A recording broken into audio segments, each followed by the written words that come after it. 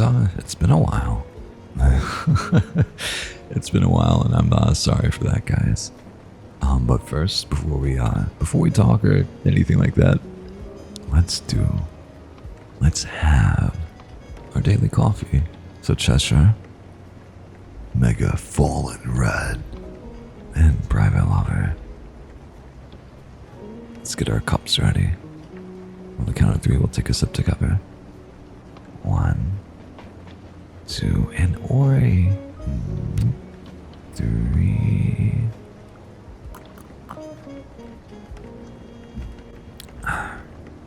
Thank you. So yeah, quick little rundown. Your boy has been having a famous and very cool bout of insomnia, and it's heavily impacted my streaming time. As some of you know, like 9 o'clock EST, that's my time. But because of going to sleep at 5 or 7 a.m. and just not being able to sleep, it's impacted that, which has left me feeling like a little, I don't know, like a bad streamer, like a bad host. You know what I mean? So like, yeah, gonna go ahead and just publicly say for now, we won't, as always, if our sleep gets back under control, if we can get good sleep, 9 a.m. is when you can expect me, but temporarily until this passes or gets worked out. I think they're going to be a bit random, because I want to get back to streaming every day. I do miss it, or during the week. It's but it's just like because of the 9 o'clock time frame. I feel guilty if I stream after that and miss it. So now I've absolved myself of any guilt by saying that I'll stream, but it'll be random, and I hope to catch you then. So sorry for that, genuinely. But yeah. Also, Sonoma, did you ever get Monster Hunter Wilds? And if you did, depending on what time I end up ending stream, do you want to play together? I can oh yes, you did. Nice. Yes, you'll have to do like some stuff on your own, like story stuff that you have to progress. But I should, if we're in a party, be able to help you once you get the hunts. I'm playing Lance now. I've jumped around so much with the weapons, but currently I'm a Lance boy. I'm loving it. It's one of the coolest weapons. But yeah, if you're free afterwards, I'm definitely in a monster hunting mood. So I'll ping people, I guess. Yeah, but I really hope that you enjoy the game. I hope it's your kind of game. And if you don't, I hope that you enjoy playing with me. It's literally like the one thing I'm obsessed with now. Me, what's up? Sorry it's been so long. How have you been? Let's have that coffee together, buddy. 1, 2, 3. Why am I doing like 3 very audible sips now? Something else that I wanted to run by you guys to see your feelings on it. And Burrendy, what's up, buddy? How you doing? 1, 2, 3. I had mentioned that Ayumi gave me helped me come up with a really good idea. So I wanted to run it by you guys and get your thoughts on it. What I would like to do, especially in moments where I have insomnia, like I try not to game, because it's like I'm just gonna get in game mode and I'm not gonna sleep. I'm gonna be like super energized because I'm fighting monsters and shit. But how would you guys feel about if I pre-recorded stories and put something in the title to say like that the stories are pre-recorded, and like streamed game, like this would be like late at night or early in the morning when I can't sleep. So like you still get the story reading stuff. Any interaction with you guys would be like through the chat box here. And it would just be me kind of like hanging out with you, playing games, but also with the, the added atmosphere that, and comfort of stories and stuff like that. So like if you still wanted to use the stream for sleep or to have something on in the background, that would be there. But the thought too is like, it kind of makes me feel less alone. like I'm playing games with friends and like, like your little bro. And you're watching me play, and I'm not gonna give up the controller. I'm so sorry. But also like the reason I'm hesitant about it is like I know other people do stuff like that, or like some sort of, or like show their old VODs and I'll have like their stream live, but that just feels like dishonest a bit. So I wanted to see how you guys felt about it, and it's definitely something that like. I'm going to make it clear that it's pre-recorded audio. It's me, but it is pre-recorded audio. This is like a good alternative to the usual streams. Yeah, it would be like saved in a pinch when I'm like on. I'm not going to be able to stream until a random time. Like I'm going to miss my time slot because I can't sleep. So I was thinking maybe that would be a fair like alternative, even though it wouldn't be at the time slot. And I would get to play games and hang out. I'll need to install the game first, which might take a while. Yes. So I'll let you know when I'm set up. Sounds great. Yeah, it's like, it takes forever to install, and then you have shaders. And then you have the infamous shaders. Right before launching stream, I saw that there was an NVIDIA, the driver update. So that probably means I'm going to have to recompile shaders as well. So, yay. That would be cool. Cool. All right. Maybe it's something we'll try. I definitely want feedback. Also, Don, get your coffee ready or whatever drink you have. And 1, 2, 3.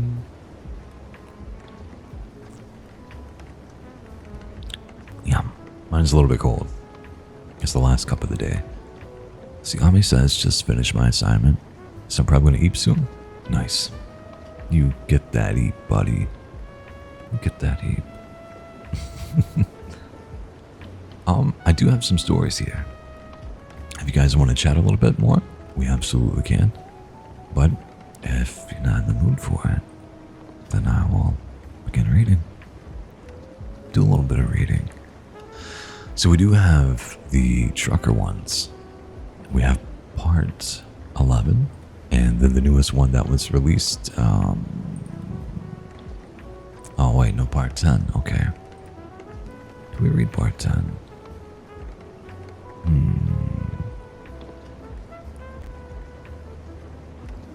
Maybe we did.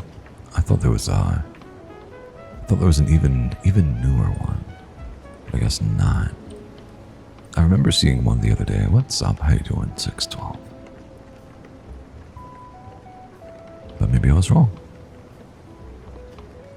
Let's check out their profile really quick just to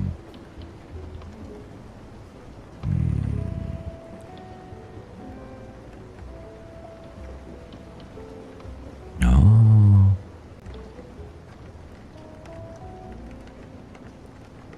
Okay, I think that should be right. Yeah, that looks right. Okay, yeah. So we did this one. Making sure we at least have 2 in that series that we can begin to dissect.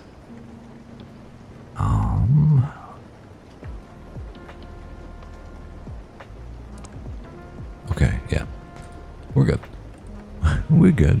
But we're gonna wait because I know that there are a couple of people who follow that one and that like it. So instead, what's up, Mixu Daily Coffee? Let's go. 1, 2, 3. Thank you. Thank you. This one is called My Wife is Convinced That I've Been Replaced. Please help me. I don't know what to do. Bum bum. Yes, it probably sounds insane. I just start with the backstory, but God, how hard is it to remember the simple, happy times before everything that happened?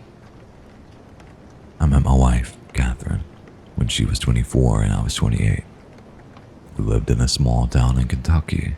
You'd have trouble finding it even with a map, and the population was tiny. Everyone knew each other. I'd worked as an electrician all my life, first at a factory, then I started my own small business. Repairs, wiring, private jobs. My love life had never really worked out until I met her. She worked as an elementary school teacher, smiled at every child, was kind and polite to everyone. My Catherine was the only ray of light in the darkness around me. I loved her for her simplicity. She could find joy in the most ordinary things. Morning coffee, the smell of wet grass, a cheap movie on the couch. We didn't have much money, but we did have peace, a home, a dog, and that feeling that everything was alright, that everything would be fine. I spent evenings fixing things while she wrote lesson plans or knitted. Sometimes we'd sit in silence, listening to crickets or staying up all night talking about everything and nothing, thinking about children and what we'd name them. Back then, it felt like life had finally found its meaning. The problems began maybe 2 months ago. At first, small things. She started having trouble sleeping, then began looking at me strangely, as if something in my face disturbed her. Hey, yo, Stilly. Yeah, I should be. Also, I've amended our starting time to be just kind of whatever, so I can actually stream until I get this sleep shit under control. So, don't expect me at 9 a.m.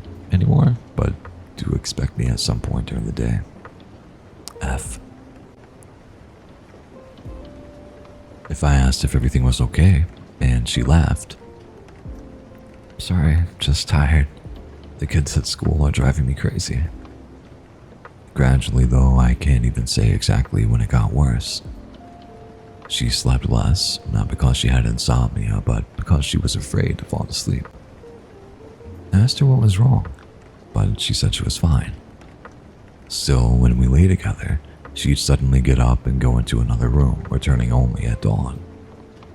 She started having nightmares, but never told me what they were. One day, I lost my temper. You have to understand, I was just worried about my wife. From the lack of sleep, she started to look worse, dark circles under her eyes, red eyes, pale skin. She lost weight, and every time I tried to help, she pushed me away. So I sat her down across from me, and directly asked what she was dreaming about. Yahoy. What's up, Miss Kenobi? She was silent for a long time, trembling and glancing at me furtively, as if she was afraid. And then when tears began to roll down her cheeks, she whispered, "There's a man in my dreams. God, I'm scared, Tom." I went to hug her, and when I reached for her, she flinched, as if I had frightened her. And after that, things seemed to get better. Or so I thought. How wrong I was. She used to ask how my day went, but now she just stared out the window. With each passing day, she spoke to me less and less, her words short and dry. And when she'd go to the bathroom or kitchen for some errands, closing the door behind her. It wasn't just in the silence. Her eyes had changed. "What's up, Judah?" Nice. If before they were green, emerald-like, full of life and love, now her gaze made my spine go cold. There wasn't anger or hatred there. No, it was something closer to mistrust, wariness, as if she had seen me for the first time. Over the next week, I began to feel anxious, a strange burning under my skin, as if something was wrong, but I couldn't tell where the crack was until I realized she was studying me. When I drank coffee, I could feel her eyes on me.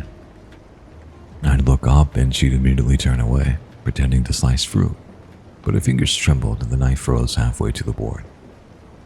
I'd step outside for a smoke, and when I turned around, I'd see her peeking through the curtain, then she'd instantly close it. When I showered, I'd catch her watching me, studying my body, and then she'd run away. She started doing it even when I slept. She almost stopped talking to me, instead writing something in a notebook and hiding it as soon as I entered the room. Photos began to disappear from their frames. She'd talk on the phone with someone, but they hang up the moment I came in.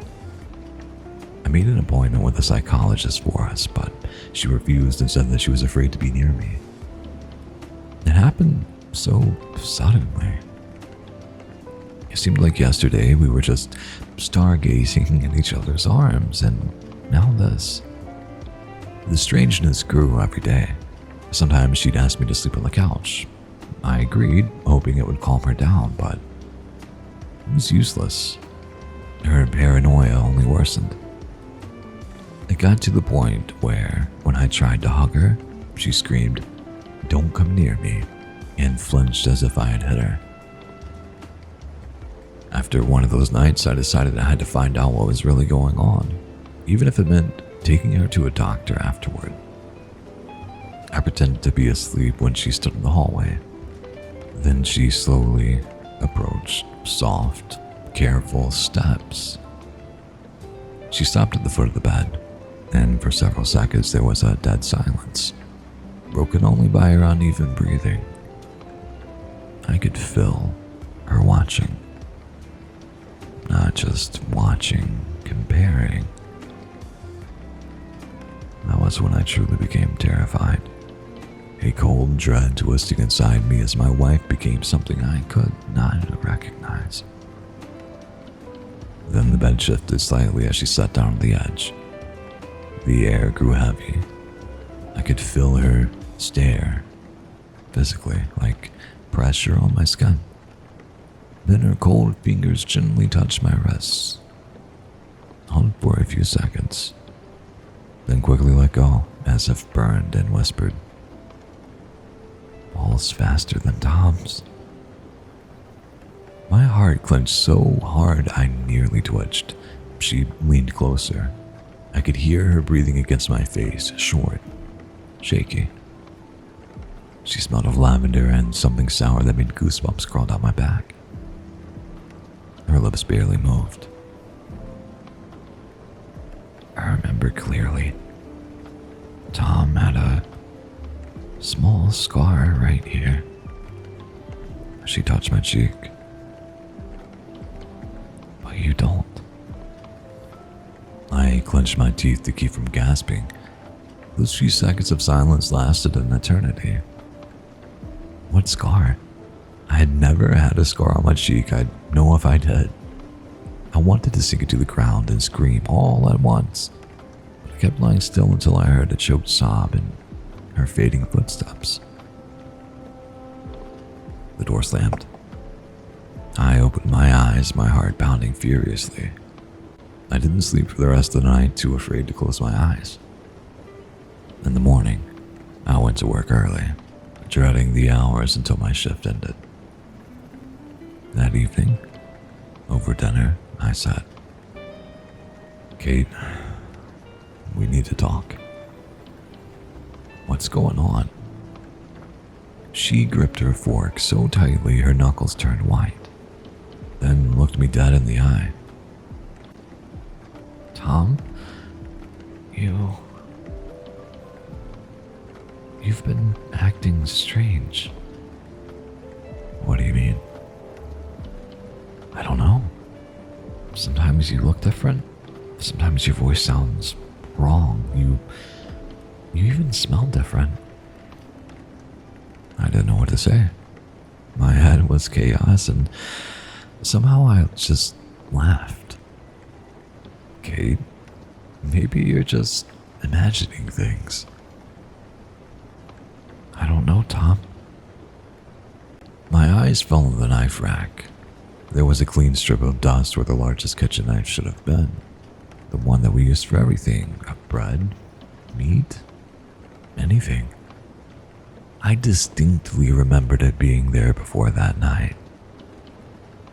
My heart slammed into my throat with a primal panic. I looked at Kate, and she was staring right at me. I wanted to speak, but couldn't. It hit me then that my wife might be planning to kill me. The next morning, she left for work, and I, like a caged animal, started searching the house. I hadn't slept in nearly 48 hours.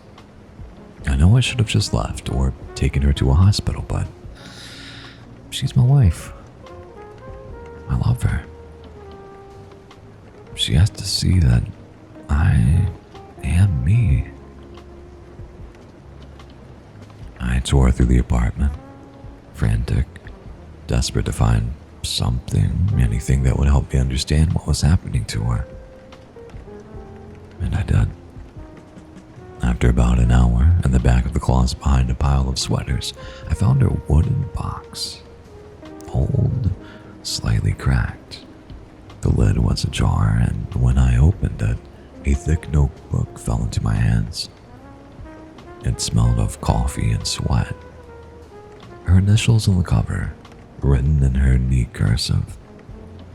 My heart froze as I realized it was the diary she had been hiding from me. The paper bent under my fingers. Her handwriting familiar, but this time jagged, shaky. The page stained with what looked like tears. He's sleeping. I stand by the bed and watch. He looks like Tom, but he's not. Tom had a scar on his left hand from that accident by the river. This one's skin is smooth. He smiles, but the smile doesn't reach his eyes. Something replaced him. I keep counting days, marking steps. If the real Tom, my husband, is alive, where is he? A wave of nausea rose in my throat. With each page, her handwriting grew more erratic.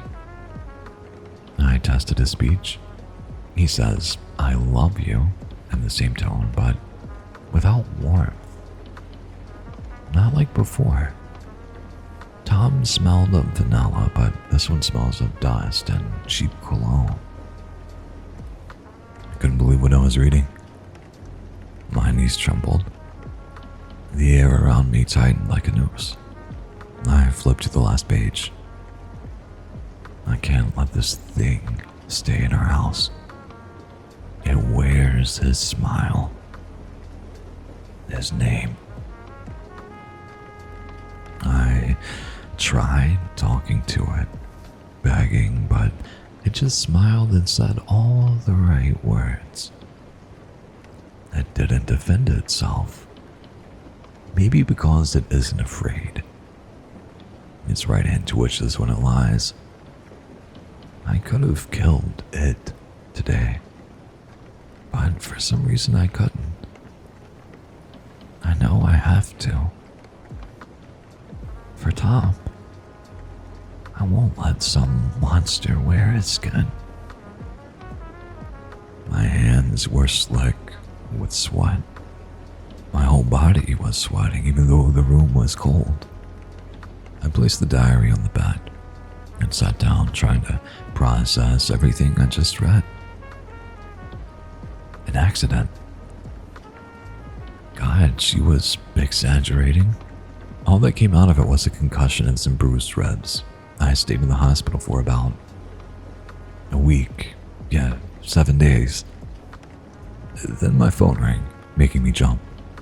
It was Sheriff Martin, a kind old man I'd known for years. "Tom, everything all right over there?" Catherine called, said somebody's living in your house pretending to be your husband. I froze. "What did you say?"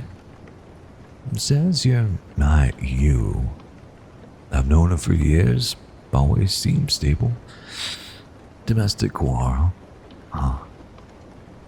No, just stress. She's tired." Evening came slowly. I sat on the couch, elbows on my knees, looking at an old photograph, the one that used to sit in our mantel before all this. Catherine and I by the lake, smiling. Her arms around me, the sun so bright that day we had to squint. I stared at us, at the little details. Her blonde hair catching the light, her hand around mine, the green shimmer in our eyes. It felt like a lifetime ago. When the door creaked open, I nearly jumped.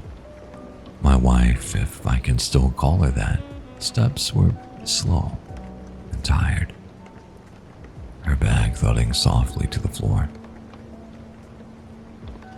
She looked exhausted. Her eyes red, her hair a mess. And I stood, holding the diary. "Kate, we need to talk." She looked at me warily, like a trapped animal sensing a snare. "What's that in your hand?" Her voice was even, but something trembled in it. I found this. I need to understand what's happening," I said, showing her the diary. Catherine froze. For a moment, I thought that she'd break down crying, but instead, she slowly stepped closer, looking straight into my face, her cold breath brushing against my skin. "So, what did you figure out, Tom? That I'm crazy?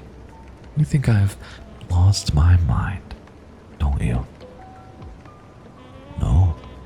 You wrote that I've been replaced, that I don't have a scar." She turned away, her lips pressed tight.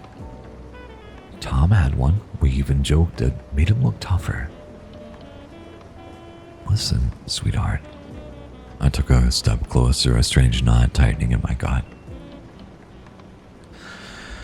"I am the same man. I remember everything. How we met, the candles at our wedding, how you laugh when we watch comedies, what you said about that stupid show when we finished it. I remember everything, Catherine. It's me." She stared at me, unblinking, her shoulders trembling as if she were freezing. I looked into her eyes, and there was something there, pain and horror mixed together, as if I stood before her as someone both familiar and wrong. "You say it like you rehearsed it," she whispered. "Because it's true." I stepped closer, my voice cracking into a shout. "What do I do? What do I have to do for you to believe me?" "What?" Catherine said nothing, just breathed heavily, like she was fighting herself, staring into my eyes. Then she suddenly backed away, step by step, towards her back. I didn't realize what was happening at first. She bent down, as if for a handkerchief, and in the next moment, I saw the glint of metal. A knife. The missing one. "Kate," I breathed, disbelieving. "Catherine, put it down. Stop. Stop pretending, you monster." I managed half a step towards her, and she raised her hand. At first, I thought she was only threatening me. Panic tightened my fist. I wanted to yell, to grab her shoulders to make her listen, but then a strike. Burning pain slashed through my chest and everything went white. The last thing I saw was her face, so familiar, twisted by terror and despair at once. She stood over me, her hand trembling, her lips whispering something like, "Tom, where are you, my love?" And then everything went dark. I woke up in a hospital. At first, nothing but fog. The smell of antiseptic, the faint beep of a monitor, unfamiliar voices. I tried to move my head. Pain shot through my body. The doctor explained I lost a lot of blood, but somehow survived. The knife missed my heart by an inch. Catherine had run away. I listened, not believing any of it was real. A couple of days ago, Martin came by. I told him everything about the knife, the diary, her thinking I wasn't me. He listened, frowning, taking notes. When he finished and was about to leave, he turned back. I didn't expect this from Catherine. Don't worry, we'll find her. When you discharge, come by a place. I got some Cuban cigars from a friend. We'll relax a bit. Without thinking, I said, "I don't smoke." He frowned, about to say something, and then just nodded and left, closing the door behind him. For several minutes, I lay there, staring at the ceiling, trying to come to terms with everything that happened. Then I noticed a small mirror in the corner of the room. I looked at my reflection and froze. My face was pale, my lips dry. But that wasn't what caught my attention. Interesting. Can eyes change color from green to blue? I liked it. I thought it was a cool story.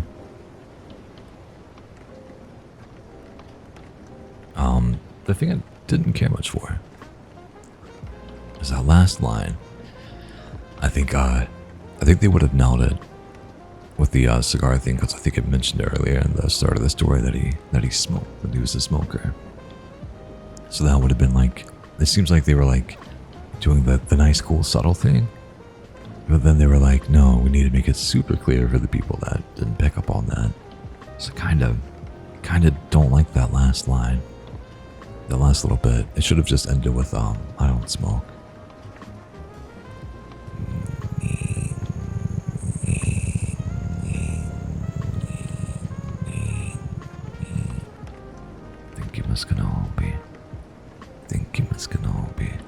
And also, let's have that sip together. And also, what's up, Sip Police? How you doing? 1, 2, 3. And thank you on the good job. That's very sweet of you. I liked it. It was pretty cool, right? I think it's a strong start. This one I feel like is going to be a bit more silly, which, you know, has its own charm, I suppose. Yeah. Not the soft purring. Yeah. It's it's a little cringe, but I'm a cat boy after all, allegedly. Ooh, and apparently Aggie's getting a massage tomorrow. That's pretty cool. I want to try one eventually. I've never had one. I feel like I would be too on guard to properly enjoy it.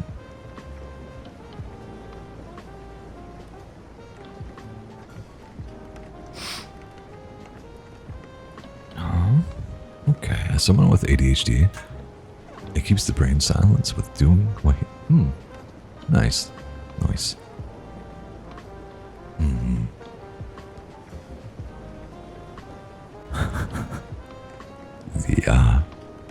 The name of the story is "The People Upstairs won't stop singing happy birthday. It's been 5 hours. I don't usually work on Sundays, but I needed some extra cash, so I took an early shift. I came home at around 2 p.m. I live in this apartment building. My apartment is on the first floor, along with another one that belongs to this dude who's rarely home. There's Miss Rogue's place on the ground floor, and then the second floor has 2 other flats. Ooh. My alarm's going off.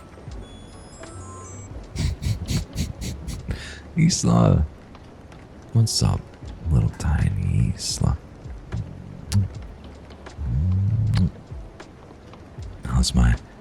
How's one of my 2 favorite VTubers doing? Go check out Isla if you like fun silly stuff. If you haven't already. If you want to see me playing games, I do play some with them sometimes. On the gaming channel. I think last one we played was Repo with a bunch of Finnish VTubers. Pretty cool.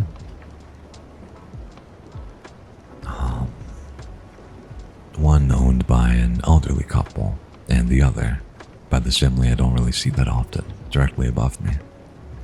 Sometimes I hear the kids in the morning moaning about having to get ready for school and then stomping down the stairs. Sometimes I hear hushed voices and dishes clattering. After 10 p.m., everything usually goes quiet. I got to my door, and as I was searching for my keys in my bag, I could hear voices upstairs. They were hushed and a little tense, stressing the words and mixing them together. I couldn't really make out what they were saying, but they seemed to be talking about something really important. Now, keep in mind that I have never seen these people before. I assumed that they were family because I kept hearing the kids, and sounds that I generally attribute to a family home. It's not like I've personally met them, just assumed. Anyway, as I said, I finally got a hold of my keys and unlocked the door. Yet I didn't immediately step inside after I opened it. I don't know why I let it swing open and remained there listening for 2 more seconds. I'm somewhat glad I did. At the moment the door was heard, the voices upstairs stopped. Completely, as if they were listening to me now. I remained still. We all studied the silence for a while. I heard a singular step on the stairs just above. That's when my back went cold and my muscles tensed up, for whatever reason. I got the sudden urge just to go inside and shut the door behind me, which I did. Afterwards, I started putting some groceries in the fridge and doing some errands around the house. Faintly at first, then stronger. I started to hear this birthday song upstairs. I smiled inside. They were planning the birthday, man. That's why they were so precautious, so nervous. It sounded like there were about 5 to 6 people singing, maybe, "Happy birthday, dear Jonah." That was cute. Go to leave stream so Monster Hunter has a chance to install. Wish me luck. Good luck, Sonoma. And very much looking forward to playing with you. It's if you're not used to those kind of games, it's a little bit to get used to. The weapons are all very unique and cool, but it takes a while to find what works for you. But if you can get into it, it's definitely like one of my favorite games ever made. Love Monster Hunter, and I don't get obsessive about many games. That's the one that constantly holds my attention, for better and worse. I hope you love it as much as I do. Good luck. Kids love blowing out candles and whatever. It was an awfully long song. It kept looping until reaching its conclusion, just like the first time. It had a lot of unnecessary runs and filler, extra lyrics. When they finished, a little pause followed. Then they started again, and the exact same way. Weird family, I thought. And by that time I'd gotten annoyed, so I just put on my headphones and laid down on the couch. I fell asleep around 4 or 5 p.m. I woke up from the nap disoriented. Man, after work naps hit the hardest. I slept until around 8 p.m., and the sun was peeking at me from behind some buildings. A sunset that was more blue than red, a melancholy and confusion that reminded me of how liminal your house felt when you would go to sleep after school and wake up with a sore throat and a huge pillow mark on your face, with your mood ruined, your mother slightly or suddenly calling your name to go to dinner. I swallowed, staring blankly at the window highlighted in gold and rum. I rubbed my eyes, then massaged my face. I stood up to get a glass of water, walked barefoot to the kitchen, which was now sunken in that specific 8 p.m. darkness, and stood still and silent, not knowing what I wanted from my life. Then, I finally registered one important detail. The folks upstairs were still singing Happy Birthday. I listened for a while, unsure of what my reaction should be. I wondered if they had some recording playing on a loop, but that wasn't really the case, as each version sounded different from the previous. They really were weird. Or maybe the kid was just eccentric. Maybe they were practicing for some performance. I started thinking. As I said, I hadn't personally met these people before, so I had no idea what they did. Maybe they really were practicing. Put my headphones on and went on trying to make some sort of dinner, even though I wasn't really hungry and my throat still hurt. I ate, watched my show, then took a shower. Their singing had started to piss me off. It was now approaching 10 p.m., and I felt the need to go upstairs and tell them to quit it. I'm not confrontational. I really don't like telling people that they upset me, and most don't have an appropriate reaction at all. I didn't want to talk to them, so I called my mom. I started telling her about my day, but she interrupted me asking about the people upstairs. Yeah, it's been going on for hours. I don't know, it's really starting to get on my nerves. Well, go up to them and knock. Are the other residents annoyed? The old people upstairs. I'm sure they wanted to sleep by now. Maybe I could just put on some music. That could cover them up. But do you want to listen to music? No? Not really. Then why do it to please them? Go upstairs. Let me adjust my model a little bit. Yeah.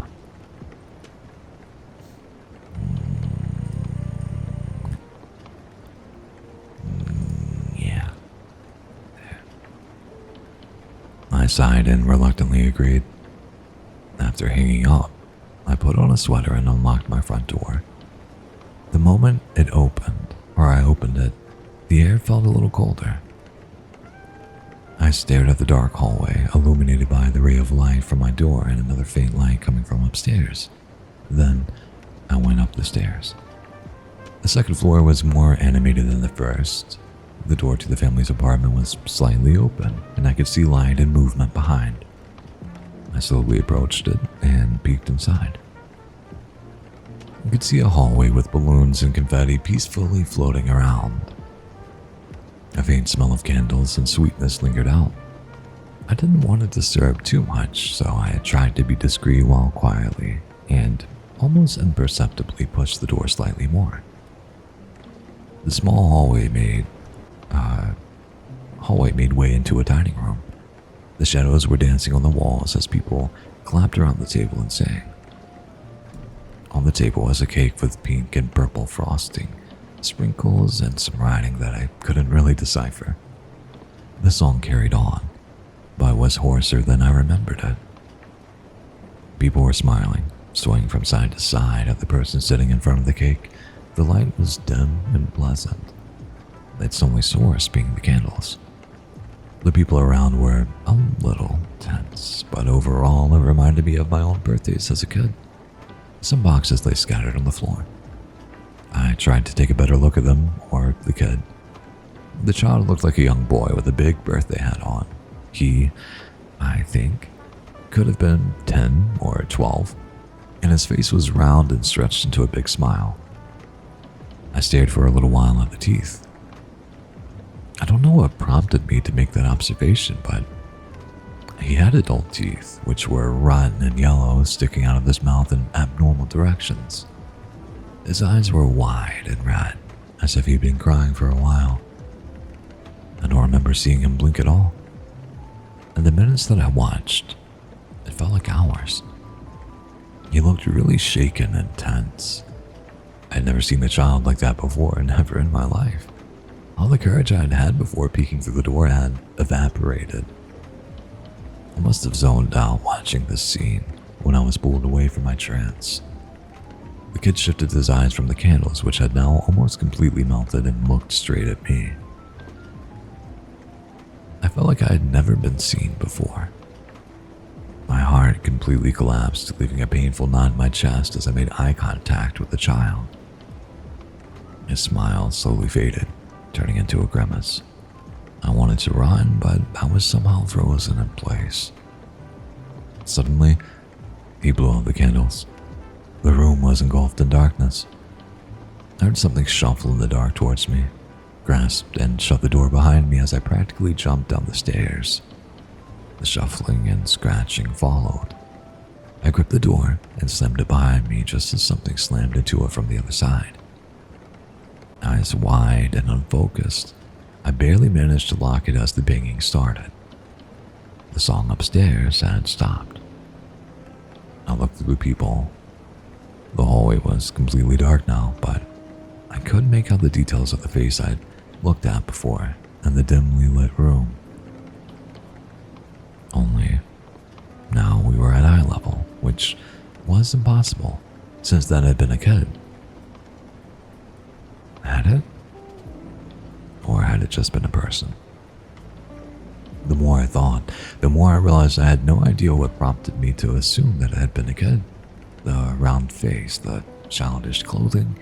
Trying to decipher the memory meant analyzing every detail of that horrible face, a thing I didn't want to do. The banging turned into scratching. I yelled I was going to call the police. My voice died in my throat. The banging was so strong that it was undoubtedly going to break down my door. Suddenly, I heard a distinct sound upstairs. The banging and scratching instantly stopped. It was the door opening. The elderly couple's door. "Hey, what on earth are you doing? It's the middle of the night." I watched the people as the kid, not a kid, walked away from my door, upstairs. "Quit it before I called the police. That's enough that I have to hear your kids' tantrums every day, lady butt." The voice abruptly stopped. I listened, barely breathing. No scream. No sound. Nothing. Faint scratching, then shuffling, then a faint cry that sounded more like forced sobs. I silently dialed up the police and barely managed to whisper what was going on, afraid that I might be hurt. As I was detailing the problem, I looked through the people once again to be greeted by that face, grimaced, eyes bloodshot and sunken into the head. "You're welcome to join next year. That's why we left the door open," came the voice of an adult, out of the face of a 12-year-old. I gasped and ducked as if that would save me. The police came in about half an hour, which was an insanely long amount of time. They went upstairs and sealed off the entirety of the second floor. They refused to give me details. I had to wait for the headlines and accept some vague answers from the numerous phone calls I had given since. Miss, there were never kids living upstairs. 2 of them were grown-ups, but 2 of them were pretending to be kids. They refused to tell me what happened to the elderly couple. They barely mumbled something that included kidnapping, massacre, disembowelment. Some of the victims, which had been many were hostages, made to play along. The presents were just pieces of flesh, toys made of bones with bows on them. One of them was a teeth necklace.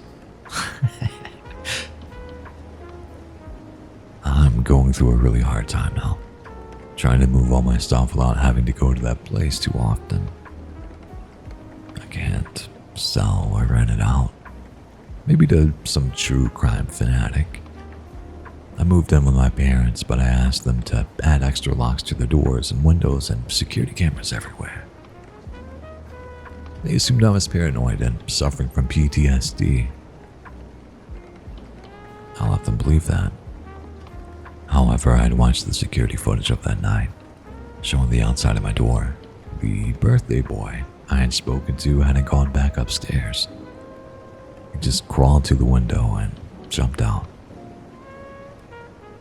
I don't know where he is now. I hope it goes both ways. I think it was a little bit better than I had initially thought. So, that's pretty cool. Also, what's up, 611? How you doing, bud? Hope you're living. Hope you're doing well.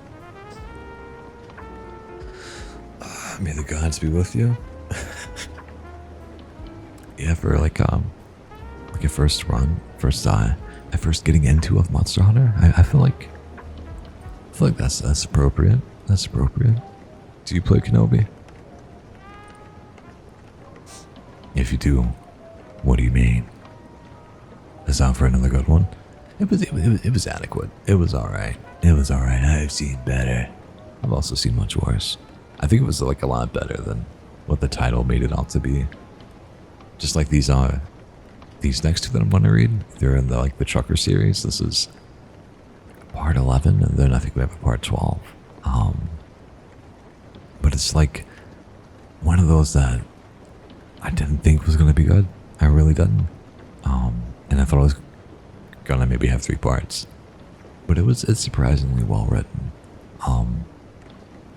Yeah. So we're going to go with that. This one is titled, I'm a trucker on a highway that doesn't exist. Somebody got trapped on the highway. I play console, but I know the struggle of installing. What class, or what weapon do you mean? Or do you just kind of jump around? I've been jumping around lately. I still gotta learn how to use, longsword a little bit better. Nothing feels better. Few things feel better than getting that AI strike, or whatever it is, the slash. The counter. That's one of the best feelings in the game. I love it so much. But against Omega, I just can't time it right. I don't know what it is.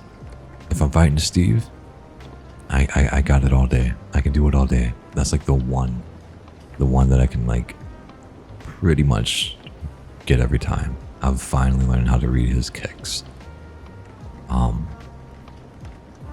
Probably an equally good feeling for me too is getting those offsets and then those stun hits with the hammer. Whenever you feel like you're reading the monster correctly, and you're all right, this is the perfect time for a side hit, or this is the perfect time for an uppercut, and then you just rock him and he falls over or he staggers and it just hits so perfectly. Hammer is so good for that. But as I mentioned earlier, now currently my love is Lance. One that I did not think I would enjoy at all, because it's very immobile. But you throw on some of those evade extenders, you throw 2 or 3 levels of that on there, and I'm realistically running a comfort build. I'm running a comfort build.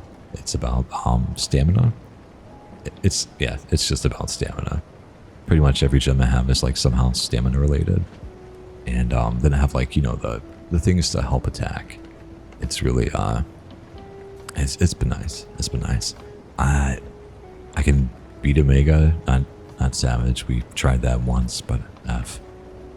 But I can beat a Mega pretty regularly, and I can beat anything with Lance so far. So far. And like pretty much not have to heal. I can just rely on the Palico. The downside is damage. I'm not playing it optimally. I have to learn how to add a few more of the wide swings in when I play, and also learn how to do Grand Retribution Thrust. I did it once, but I don't remember how. I think it's just Y and B, but I think it's part of a combo.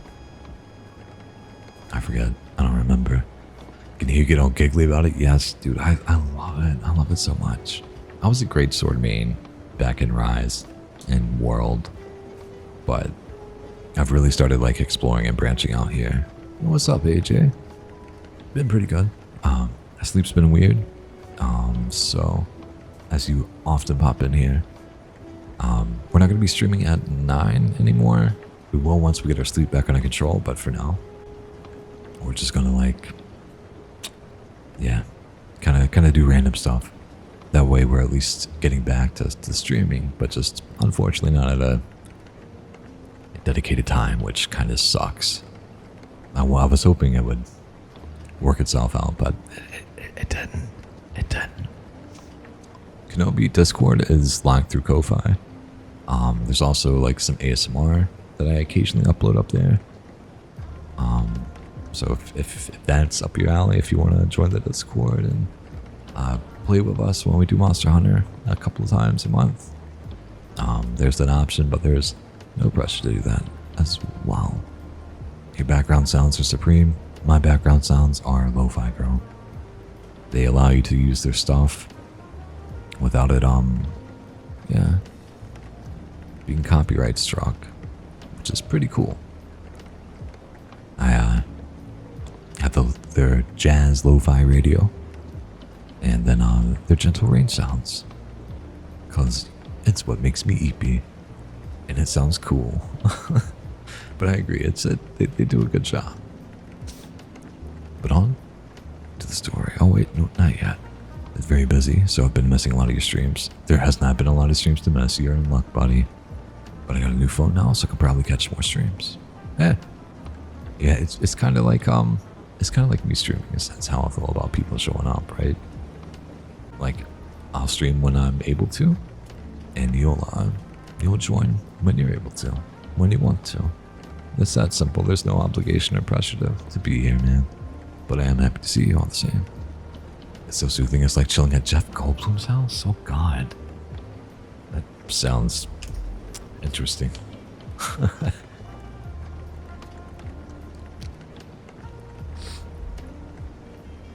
Okay. From time to time, you may learn things on the road. The radio may whisper secrets you wish you never heard. You may see the face of your deceased mother beckoning you from a storefront that wasn't there last time. We recommend not to think about these things.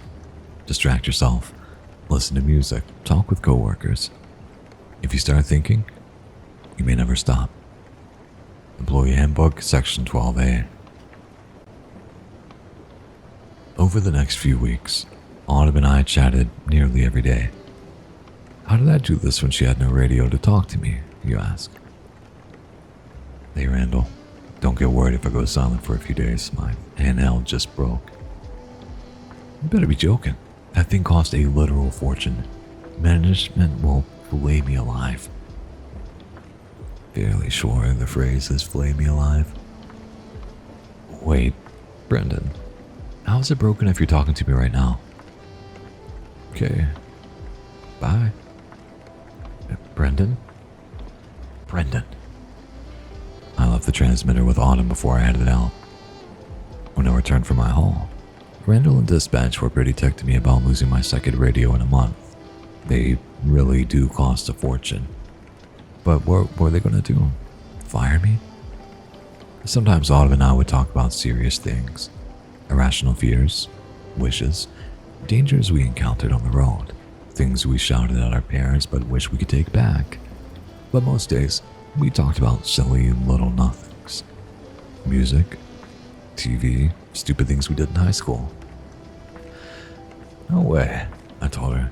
I refuse to believe you spiked your teacher's iced tea. Nicest she's ever been to us. But that's illegal. Like, hardcore illegal. First off, I was 16, so lay off. Second, with how much vodka we put in it, she absolutely would have figured out what we had done. She was just looking for an excuse to drink at school. And another time.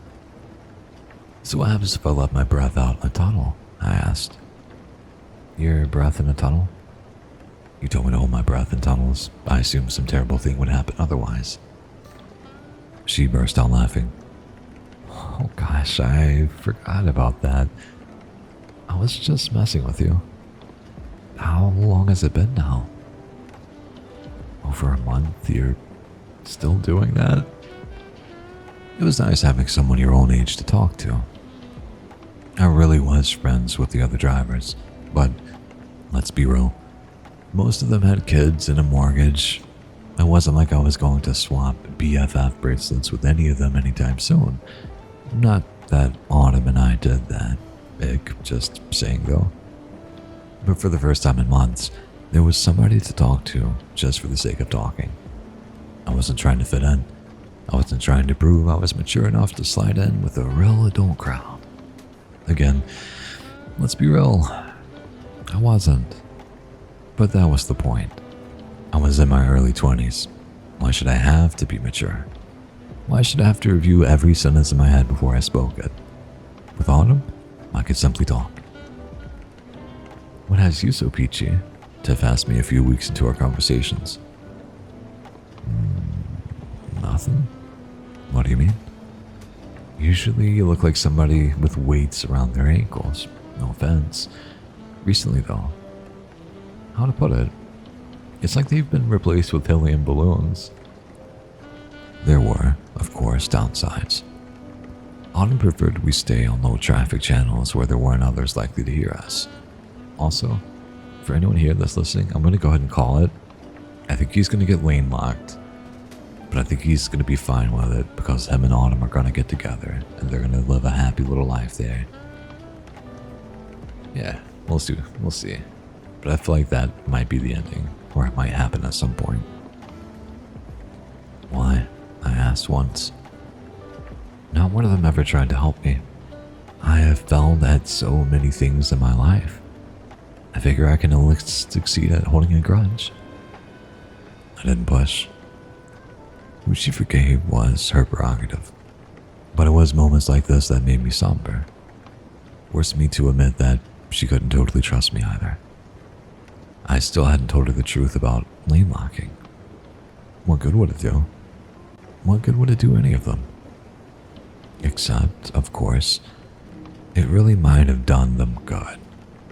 Chris, for example, he could quit now before the road claimed him.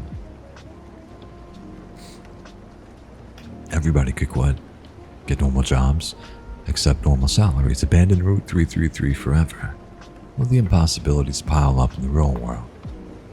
In reality, it was everybody else the knowledge wouldn't be good for. If Chris quit, somebody else would lane lock, or worse. Red had shared with me gruesome stories of things that happened when people didn't comply with the road's wishes. My drowning experience in the shower was mild. Nobody would remove impossibilities. The darkness at dispatch would escape into the real world. For weeks, I deliberated what to do. That's the one thing the road gives you. Thinking time. Hours and hours of it. Sometimes I would go entire days without turning on an audiobook, guts churning as I drove. As a child, things were so easy to label.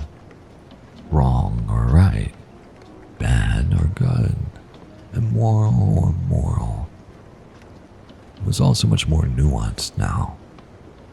Who did my loyalty belong to? Did I trust my coworkers to make the right choice and keep driving like I had? Did I still owe them the truth even if they wouldn't? What number was an acceptable amount to sacrifice to protect the world as a whole? And why did it have to be my responsibility to decide that?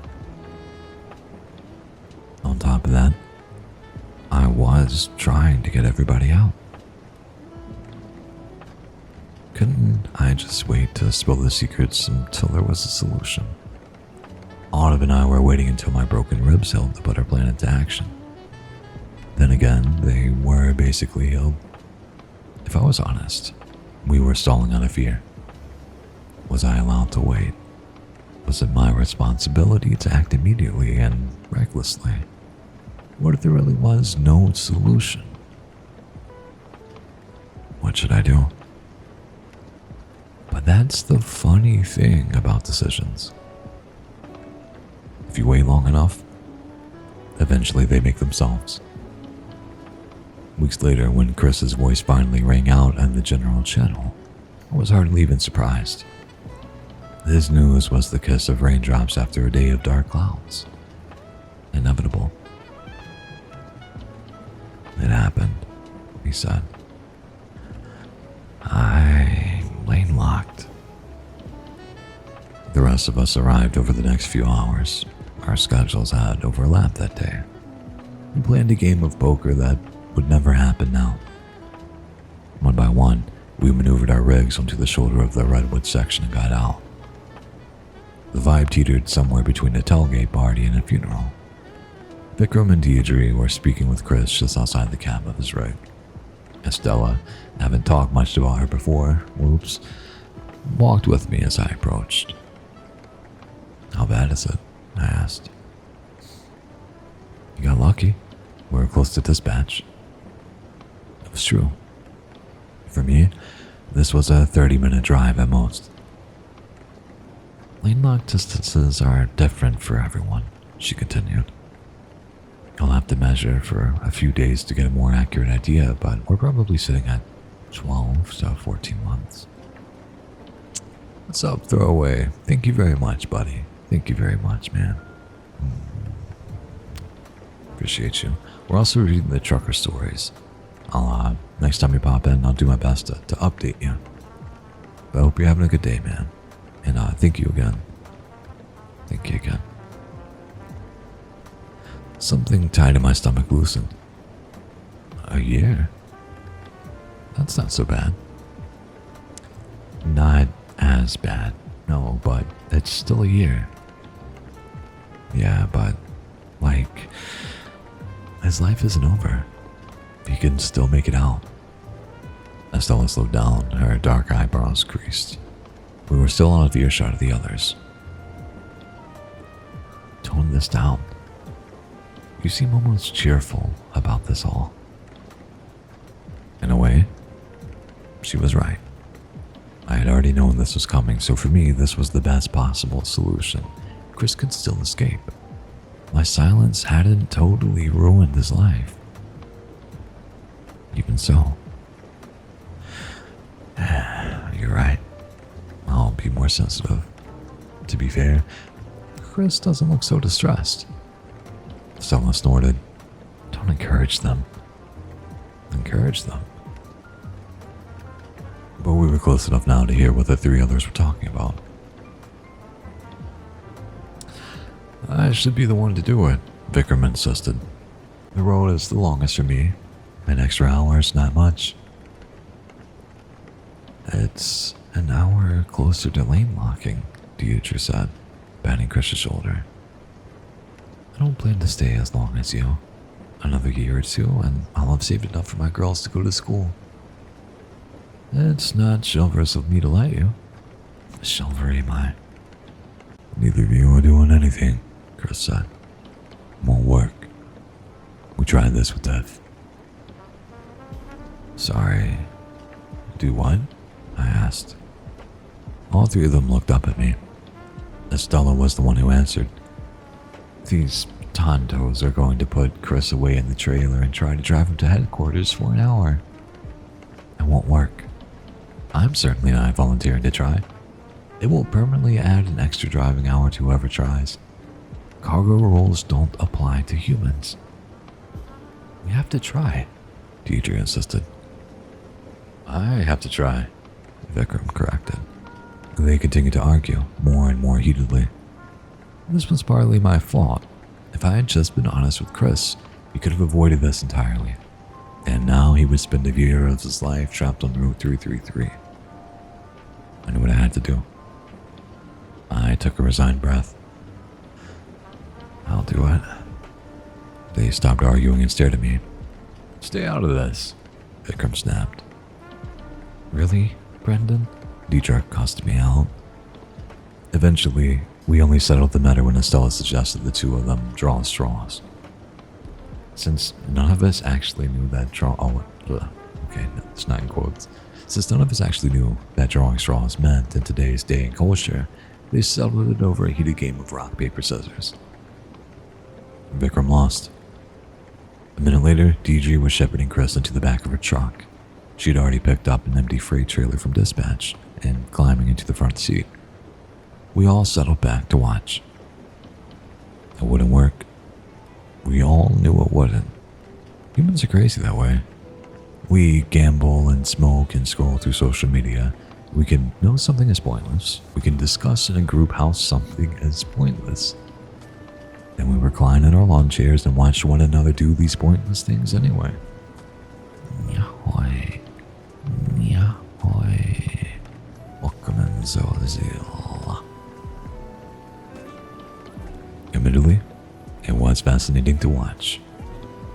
From the start of the hour to the end of the hour, the truck barely made 10 meters. The entire time, however, it was clearly driving. The motor was humming. The wheels were spinning. It would flash in and out of existence, sometimes for a heartbeat, sometimes for seconds at a time. Minutes would often pass between glimpses. Deirdre and the truck were passing in and out of a pocket of space. From now on, these pockets were simply part of Deirdre's road, an unnecessary part, seeing as how the attempt didn't work. Of course it didn't. At the end of the hour, Vikram, Estella, and I walked 30 or so feet to the parked semi. It wasn't like they could come to us, possibly not even see us. The whole logic of it made me grateful I had never taken on another math class. Deirdre climbed out and shrugged. I had to try. She unrolled the back of the trailer. Soft weeping was audible. Chris swore. Give me a minute. I don't want you to see me like this.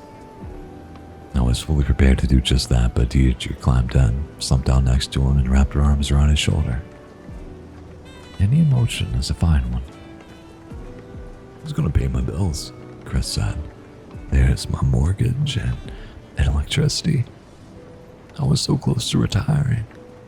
Who's gonna take care of my fish? We'll make sure your bills get paid, Deirdre said. You told me you keep your passwords in a book, right? And Chris, your fish died last month, Vikram offered helpfully. I was gonna get new ones. He sniffed and rubbed his eyes.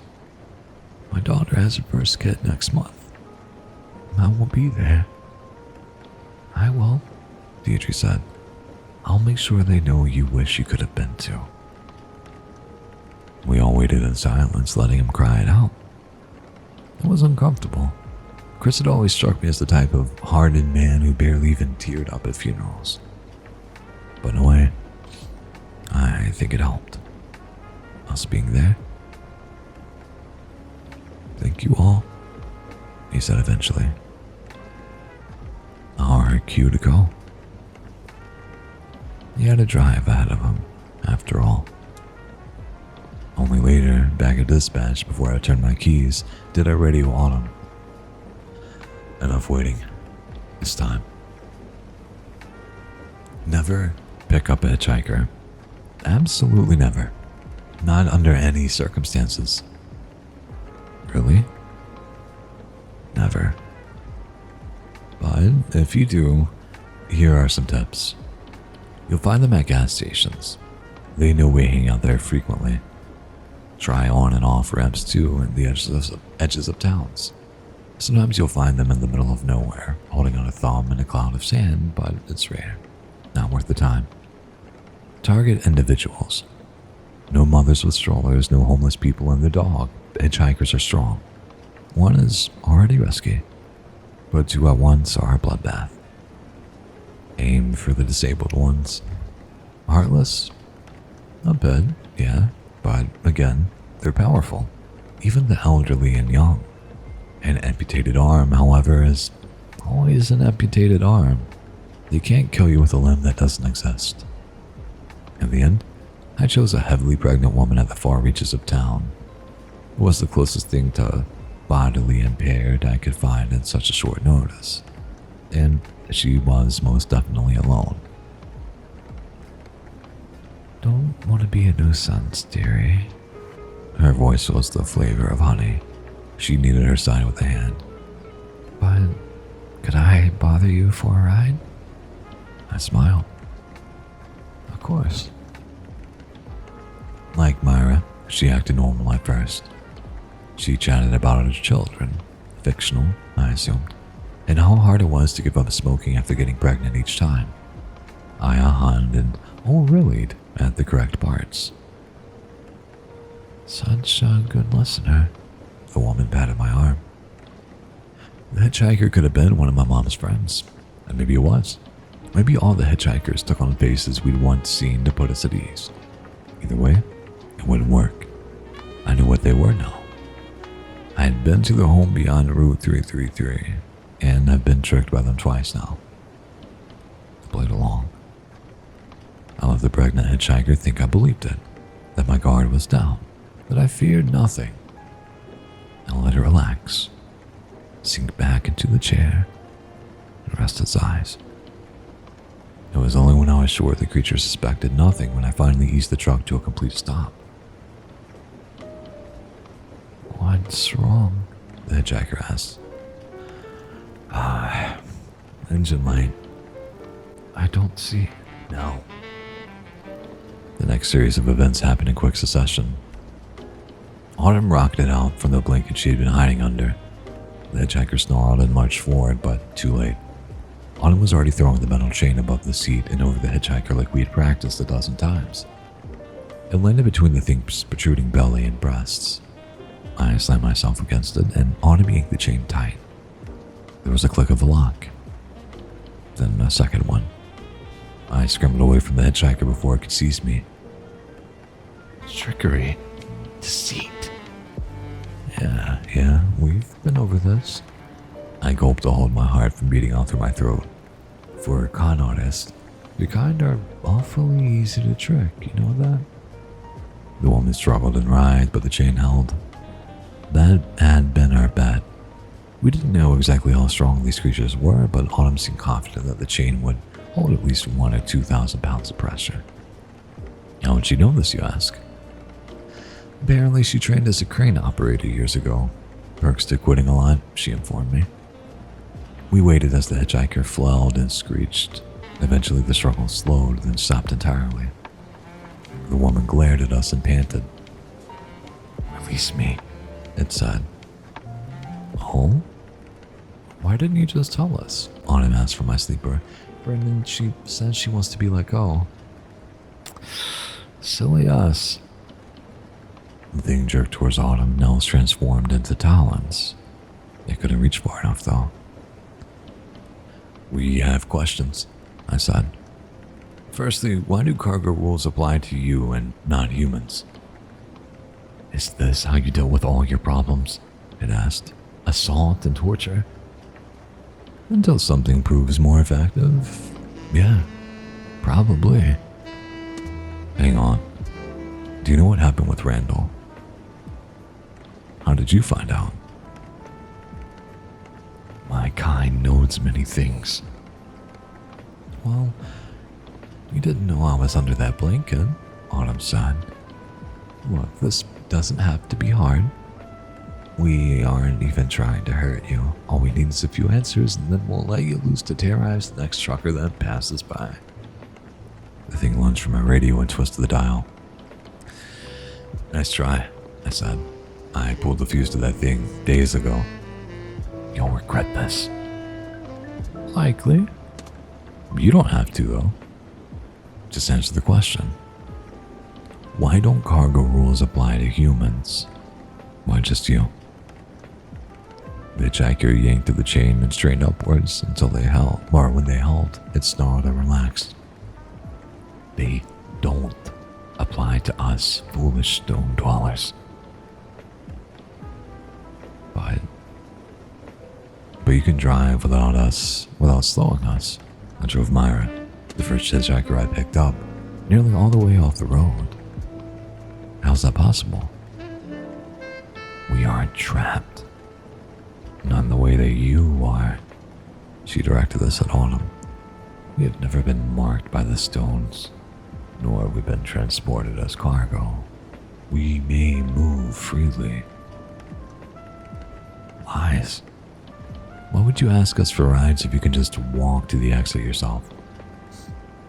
Do you desire to walk 1,000 miles on foot? Okay, fair point. And you just let us go after the lift? Autumn pushed. Somehow, I doubt that. The creature's lips curled back. His hair flaked from his scalp, less and less human by the minute. The pregnant bulge remained. We do not desire to eat you, if that's what you ask. That's not what we ask, she said. We already know that. What do you do with us? My kind, we struggle with boundaries. We may not cross them without permission. That's why we request transport rather than force it. To enter the stone's domain, it demands specific conditions, a specific trade. To leave, it demands other conditions. So you trade us? I asked. You trade us to leave. Except this isn't helping us, Autumn said. What we really need to understand is cargo rules. Why don't they apply to humans? The hitchhiker smiled, even as it strained at his constraints at last. Laughed. Release me, and perhaps I will divulge this truth, though you will wish it otherwise. Stop fighting already, I said. You're not escaping unless we let you go. Nobody's helping you. You're alone. I'm not alone. Autumn and I glanced at each other. Was it lying? It had to be. These things may have rules about thresholds, but they've already proven they could lie. Maybe this entire conversation had been false. What it did mean, or what did it mean I wasn't alone? Our silent conversation was cut short by the hitchhiker when they let out a shriek. Before it had screamed, but this one was of a different variety. It wasn't the cry of restraint, it was the cry of pain. Agony. What the? Look, Autumn pointed. The hitchhiker had lifted her shirt, revealing a stomach crisscrossed with stretch marks. The thing inside. Before, I had assumed it was merely theater, a fake child to sprinkle sympathy onto the hitchhiker's plight. I'd been wrong. There was something in her stomach, something trying to get out. Beneath the skin, the thing floundered and twisted. It pushed and kicked. The hitchhiker screwed his eyes and wailed. A rip appeared in the skin. A talon rose out of the split. Brendan, what do we do? The tear widened. Droplets of rot-scented black ichor slid off the bulging stomach. Not the seats again, I said. Another noise apart from the hitchhiker's screeching. It was quiet at first, gurgled and muffled, but as the stomach opened and two sets of claws emerged, it grew louder. Giggling. Pools dripped down my seat and pushed and puddled onto the floor. Something black and slimy slid from the gaping hole. It tittered hysterically and turned a beady set of very much not human eyes on Autumn and me. Brendan. It sprang. As much as I wish I could relate how it sprang out the window or at the steering wheel, or even that I managed to hit it out of the air, that just isn't what happened. Instead, the slimy thing jumped directly at my face. My mouth, acting quicker than my hands opened in surprise. The thing gripped both sides of my head and lodged its version of a head between my teeth. Why was this his first reaction? No idea. To be fair, was a newborn. Its reasoning abilities were likely not the most developed. Putrid, spoiled, rotten milk filled my mouth. I gagged and scrambled at the slimy thing. It clung tightly, wildly. I considered biting down, but was smart enough to control that impulse. It scratched at the sides of my head. Make it stop. Get it out. The slimy creature jerked free. Autumn had seized it by its neck, slammed it down the sleeper cab window, and dangled the thing outside. It giggled and lacerated her arms, but she only clutched tighter. Drive, she screamed. Oh, what? Just do it. I did. We picked up speed. Answer the question or I drop it. The hitchhiker scrambled out her chains. Without her bulging stomach, she really might have had a chance of escaping. Mine. Give it back. This is a bit extreme, I told Autumn. It's just a baby. It's very much not a baby. Answer, or I let it go. We tore through the desert, sagebrush and signposts whipped past. How do the cargo rules work? She asked. How can we use them to get lane-locked humans out? I refuse, the hitchhiker shrieked, even as his eyes dilated in fear. The newborn's giggling heightened. A wide, demented split opened across his face. A grin, I realized. It was full-on guffawing now. Uh-oh, it said.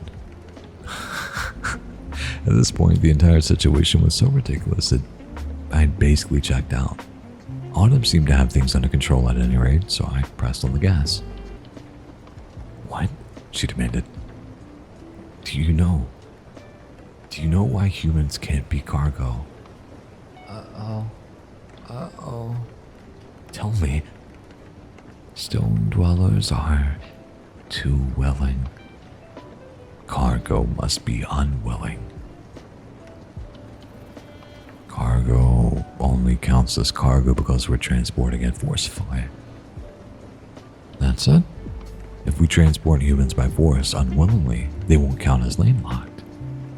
The thing giggled as if in confirmation. And now you know. Uh-oh. It answered you, the hitchhiker begged. Give it back. Okay. Autumn moved to pull the thing back inside. It bit her, and on instinct her fingers flew open. Whoops. The hitchhiker bellowed in pure agony and tore out one last time at the chain. It shattered, metal pieces shooting in every direction. The mother flung open the door and threw herself out onto the road. In the rear view, we watched the two shapes tumble across the pavement. Autumn and I were silent. I coughed. Okay, well, that was... I hated that. Yeah. Me?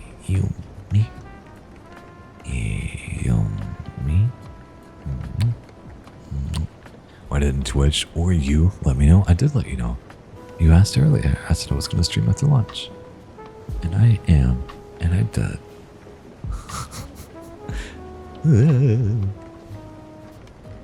We drove another 5 minutes before rolling to a stop. The whole drive, Autumn stayed silent.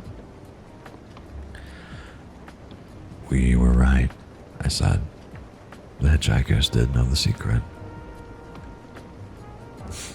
Well, generally, if I can have lunch with Eggy, it's like at 11:30 to 12:30.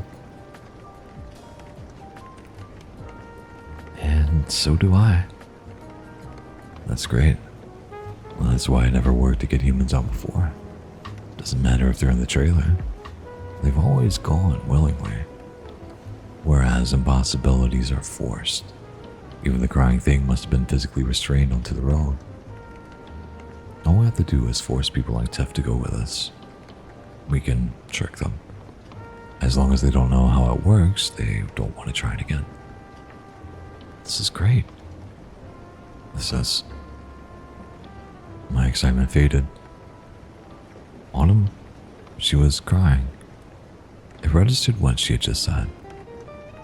I know, she said. I know. The others, Chris and Tiff and all of them, they wouldn't want to try escaping. They tried before and it hadn't worked, which meant that they wouldn't be willing. We could fool them. Force them. They knew it wouldn't work, which would be the thing that made it do just that. Autumn knew. No matter what we tried, even if we tied her up and physically carried her, she would still understand what was happening. Some part of her would be willing. She held her hand to her mouth and cried silently. We had done it. We figured out the secret of lane locking. The others could leave. Autumn couldn't. Here's where I find the flaw with this. It's nice, it's impactful, all that stuff. It's still a good story. Here's where I have an issue with it. You can make her think that she's being kidnapped, right? You can go that route. You can get some other folks that aren't lane locked, park your truck somewhere, steal someone's vehicle because that's not going to have any real consequences in this fake world. Bag her, wear a mask, like bring ski mask or some shit to hide your identity. Bag her, and then to sell it further, like to if there was even an option that she thinks it's a ploy to like it that it's you doing it. You gotta, unfortunately, you gotta beat her. You can never talk, you can never speak. You knock her out, you throw her in the back of the trailer, and then you drive. When she comes to, she's gonna think she's kidnapped. She's gonna think like it's, I don't know, something. You can make it work. It's not gonna be pretty, and there's probably maybe even a better way to go about it than that. That's just the first one I'm coming up with. I don't know. I think that's the design flaw. I think that's a design flaw.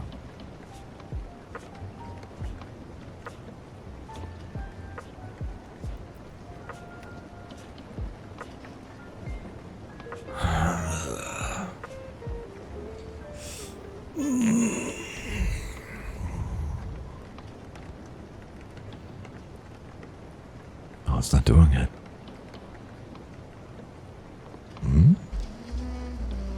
When? Is my hockey not working out?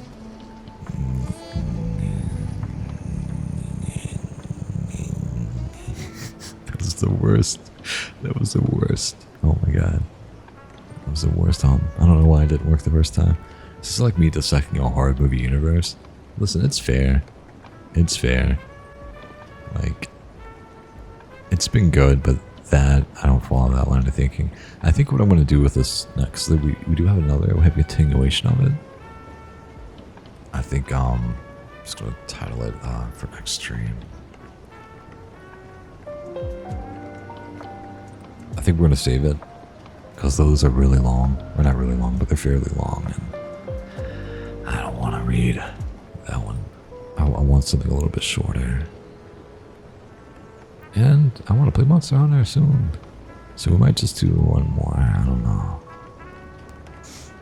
I don't know. Also, if you play Monster Hunter and you want to play with me, check out the Discord or check out the Ko-Fi. The base membership unlocks the Discord, access to the Discord, which is very small. And we're trying to include more community things as we grow. So as we continue to become a lively little group, I will be there more often. But as of now, I just kind of randomly pop in and play Monster Hunter. Sometimes I randomly pop in and mute and play Monster Hunter or something else when I can't sleep. But yeah.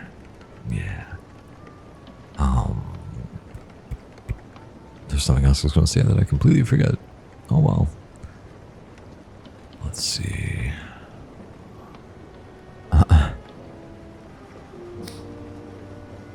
I'll let you guys choose our what may be our last story. It might not be. Do we want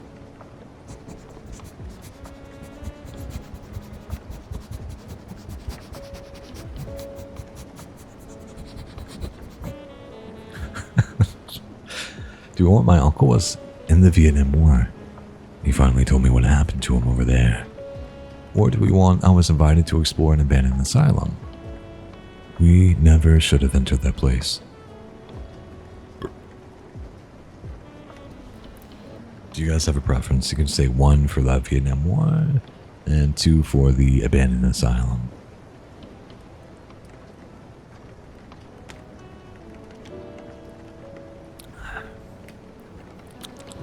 Water.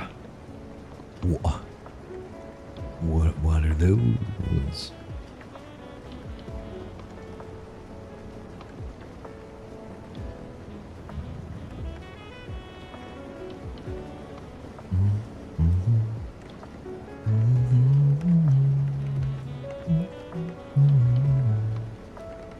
Agreed.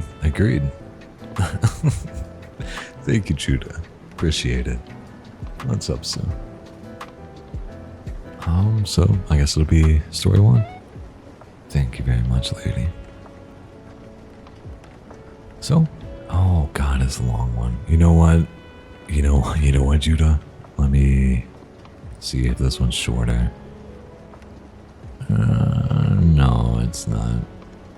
F. Sure thing, lady. One hand here, the other here.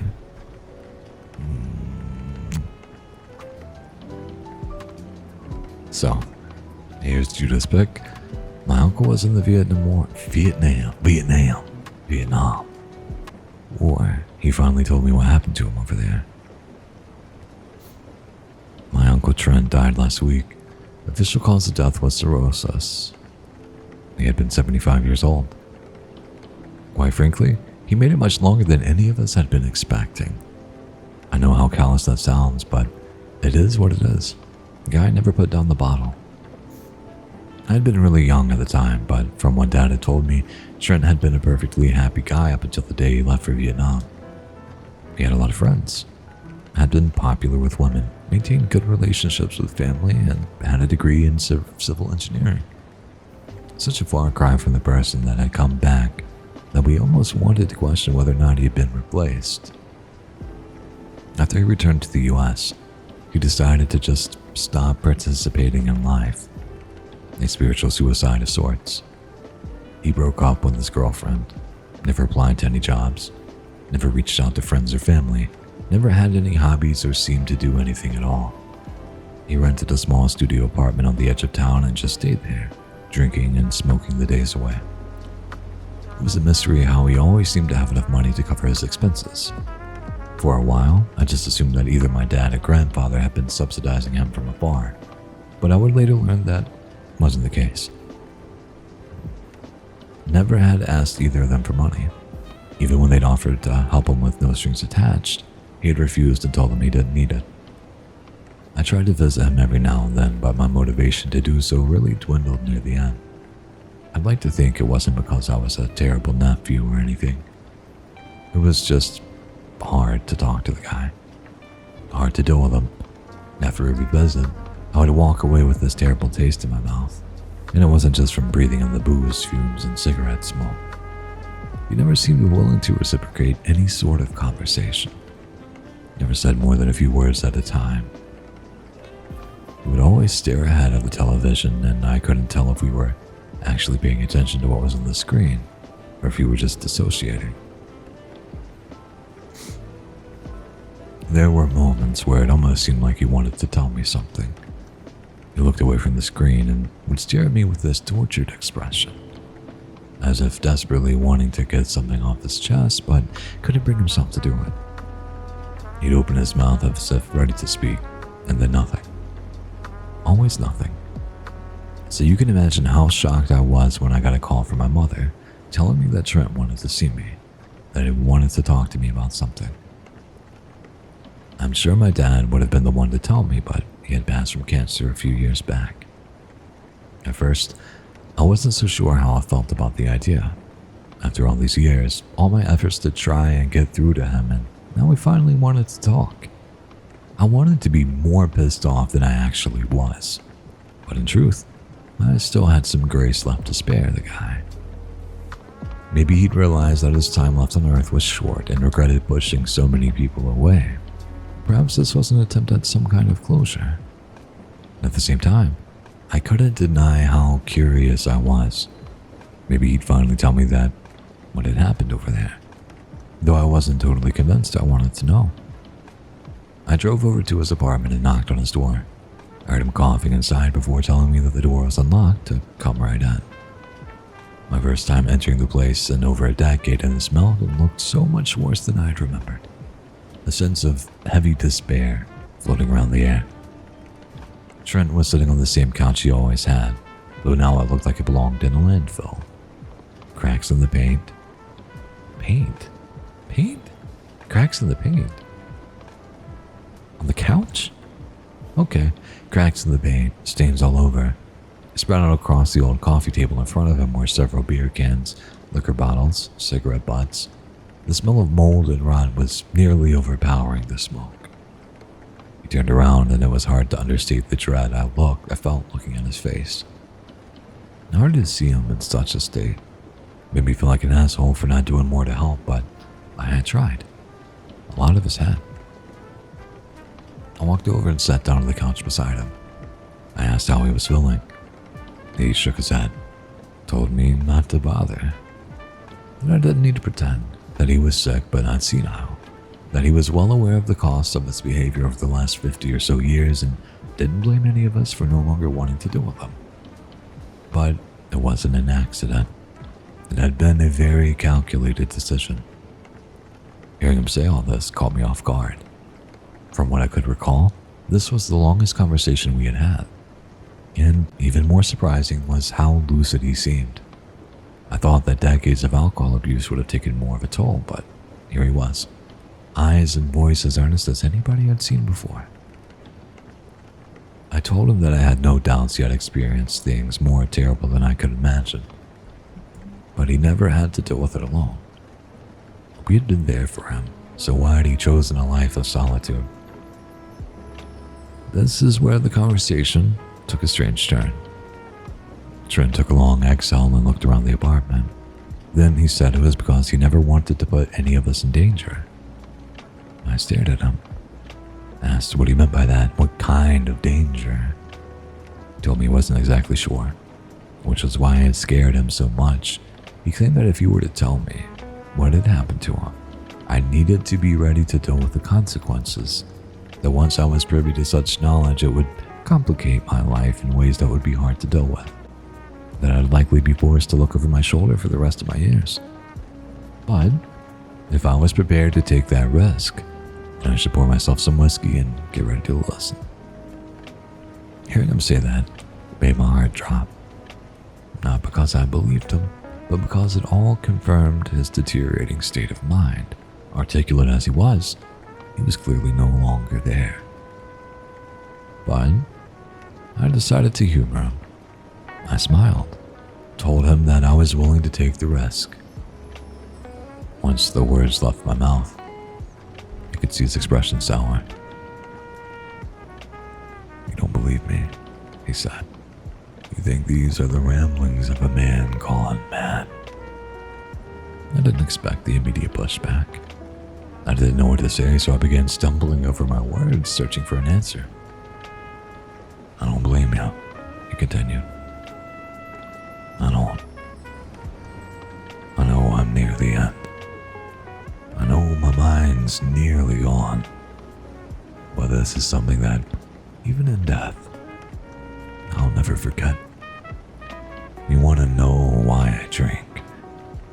It's because if I don't, then it's all I can think about. All I can dream about. He paused and lit up a cigarette and took several long drags before staring at me. Knowledge can be a burden.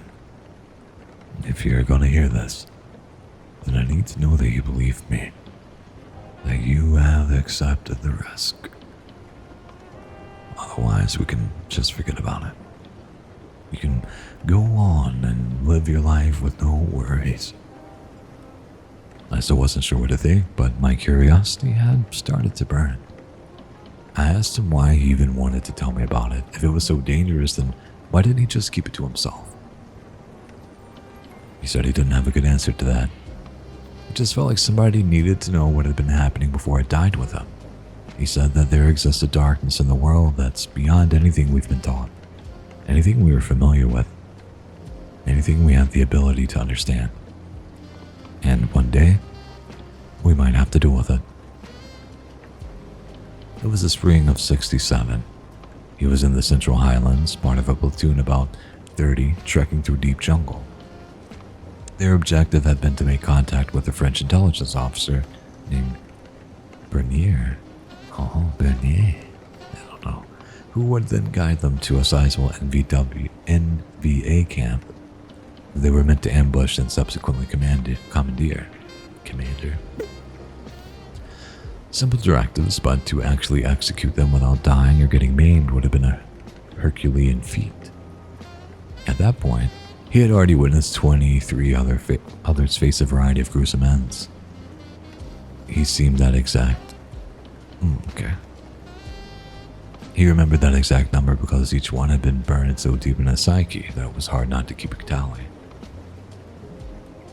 Every moment spent in the jungle put him on edge. He was always paranoid, tired, scared. He said it had been some version of hell. That particular day, the air had been hot and thick, a heavy sun blazing above. Mosquitoes were constantly swarming around their heads and ants were constantly crawling up in their boots. His arms were heavy from hacking away bamboo and large rattan vines. He could smell moss, earth, sharp and acrid odors from wildlife, sweat and gun oil from wafting off his fellow draftees. His feet ached, hot and wet in his boots. Trench foot had become a common issue and he feared it would reach him soon. They had been walking for a long time. How long exactly he couldn't tell for sure, but he said it had felt longer than anything he had ever done before. When night came, they slept on the ground, covering themselves with thin poncho liners. Of course, sleep didn't come. For any of them. As he laid on the soil, he could hear no snoring. He could hear nothing at all. Nothing. You could hear a pin drop, which was unusual. So much so that he sat up the moment he realized this. Soon, most everybody else was awake as well. He looked around in the darkness, though he wasn't sure what he was supposed to be looking for. But he could feel the hairs standing tall on the back of his neck, as if they were meant to be a signal that they were in the presence of something dangerous. They turned their flashlights on and the soldiers stared between each other, as if their fellow man might have an answer for this strange thing they were all feeling. Before long, something shattered the silence. They all grabbed their rifles and stood, though none could make sense of the noise.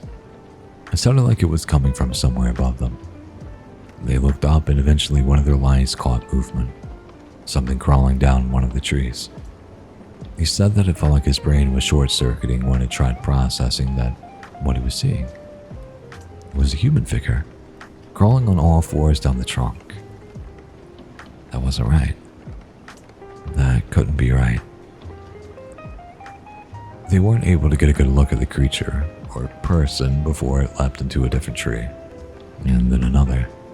Soon it was bouncing between trees at an unnervingly fast pace, and it wasn't much longer before the first shot was fired. Chaos erupted as erratic streams of gunfire cracked through the night. There was a lot of screaming, a lot of scrambling. They were dealing with just a singular target, but one that seemed impossible to hit. At one point, the figure had jumped onto the tree directly behind Trent. He turned around, shining his light on what looked to be a pale, naked, emaciated man. His eyes were sunken in. The skin on his face stretched tight across the skull. He had bushy eyebrows and thick, dark hair, hanging off a branch with one arm, like a primate. He was staring directly at Trent and smiling. His teeth were large, terribly rotten small worms wriggling around between them. He said that his face was no further than a few feet away from his own, and he could see it so clearly that the image was instantly burned into his head, something incapable of being forgotten. He fumbled for his rifle, but by the time he had steadied his hands, the man had leapt away into the darkness. A piercing, foul stench lingered in the air, something like sour milk mixed with a strange industrial element. It was so intense that it made him tear up. The entire platoon stayed awake for the rest of the night. When the sun came up, they marched on, deeper into the jungle. That morning was spent moving in silence. Nobody quite knew what to say, but after a while, somebody suggested that they head back. It was a request that was shut down fairly quickly by Gutierrez, their platoon leader. Real hard-nosed guy. They said they had a job to do, that they were obligated by national duty to see it through no matter what. But he didn't sound so sure about it. His words lacked conviction, as if he had tried but failed to convince himself that he wasn't confused and terrified. Sup, Chumbus? And also Julie. Welcome in. Also, I think I missed sup, how you doing? Because I don't know. I don't remember.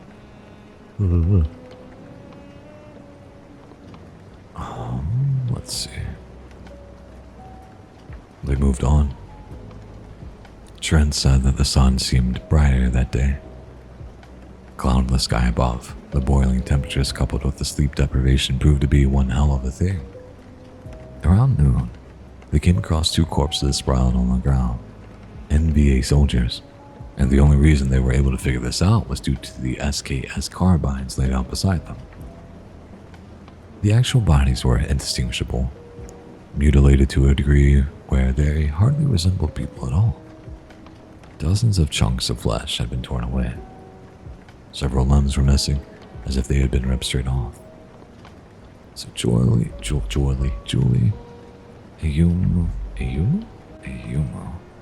and so how you doing? Because I don't know. Let's have this sip together. 1, 2, 3.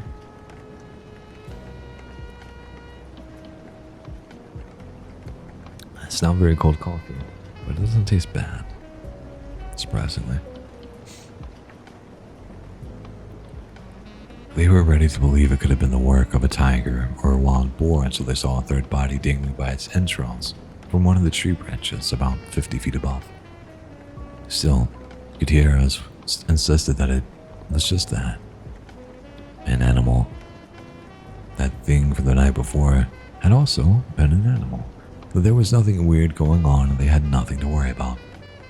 A few soldiers out of the platoon seemed ready to accept this, but the larger majority weren't. Somebody suggested that they abort the mission. Several more concurred. Gutierrez pushed back, claimed that they were closer to meeting up with Bernier than they were to the barracks, so they might as well continue on. A lot of arguing ensued. Emotions flared. Things got heated. Ultimately, they had a vote. Seven of them wanted to turn back while the rest thought it better to press on. Those 7 ended up going back on their own. Trent admitted that he had considered going with them until he considered the logistics of it. They had no chance of making it back before nightfall. Better to go with strength in numbers.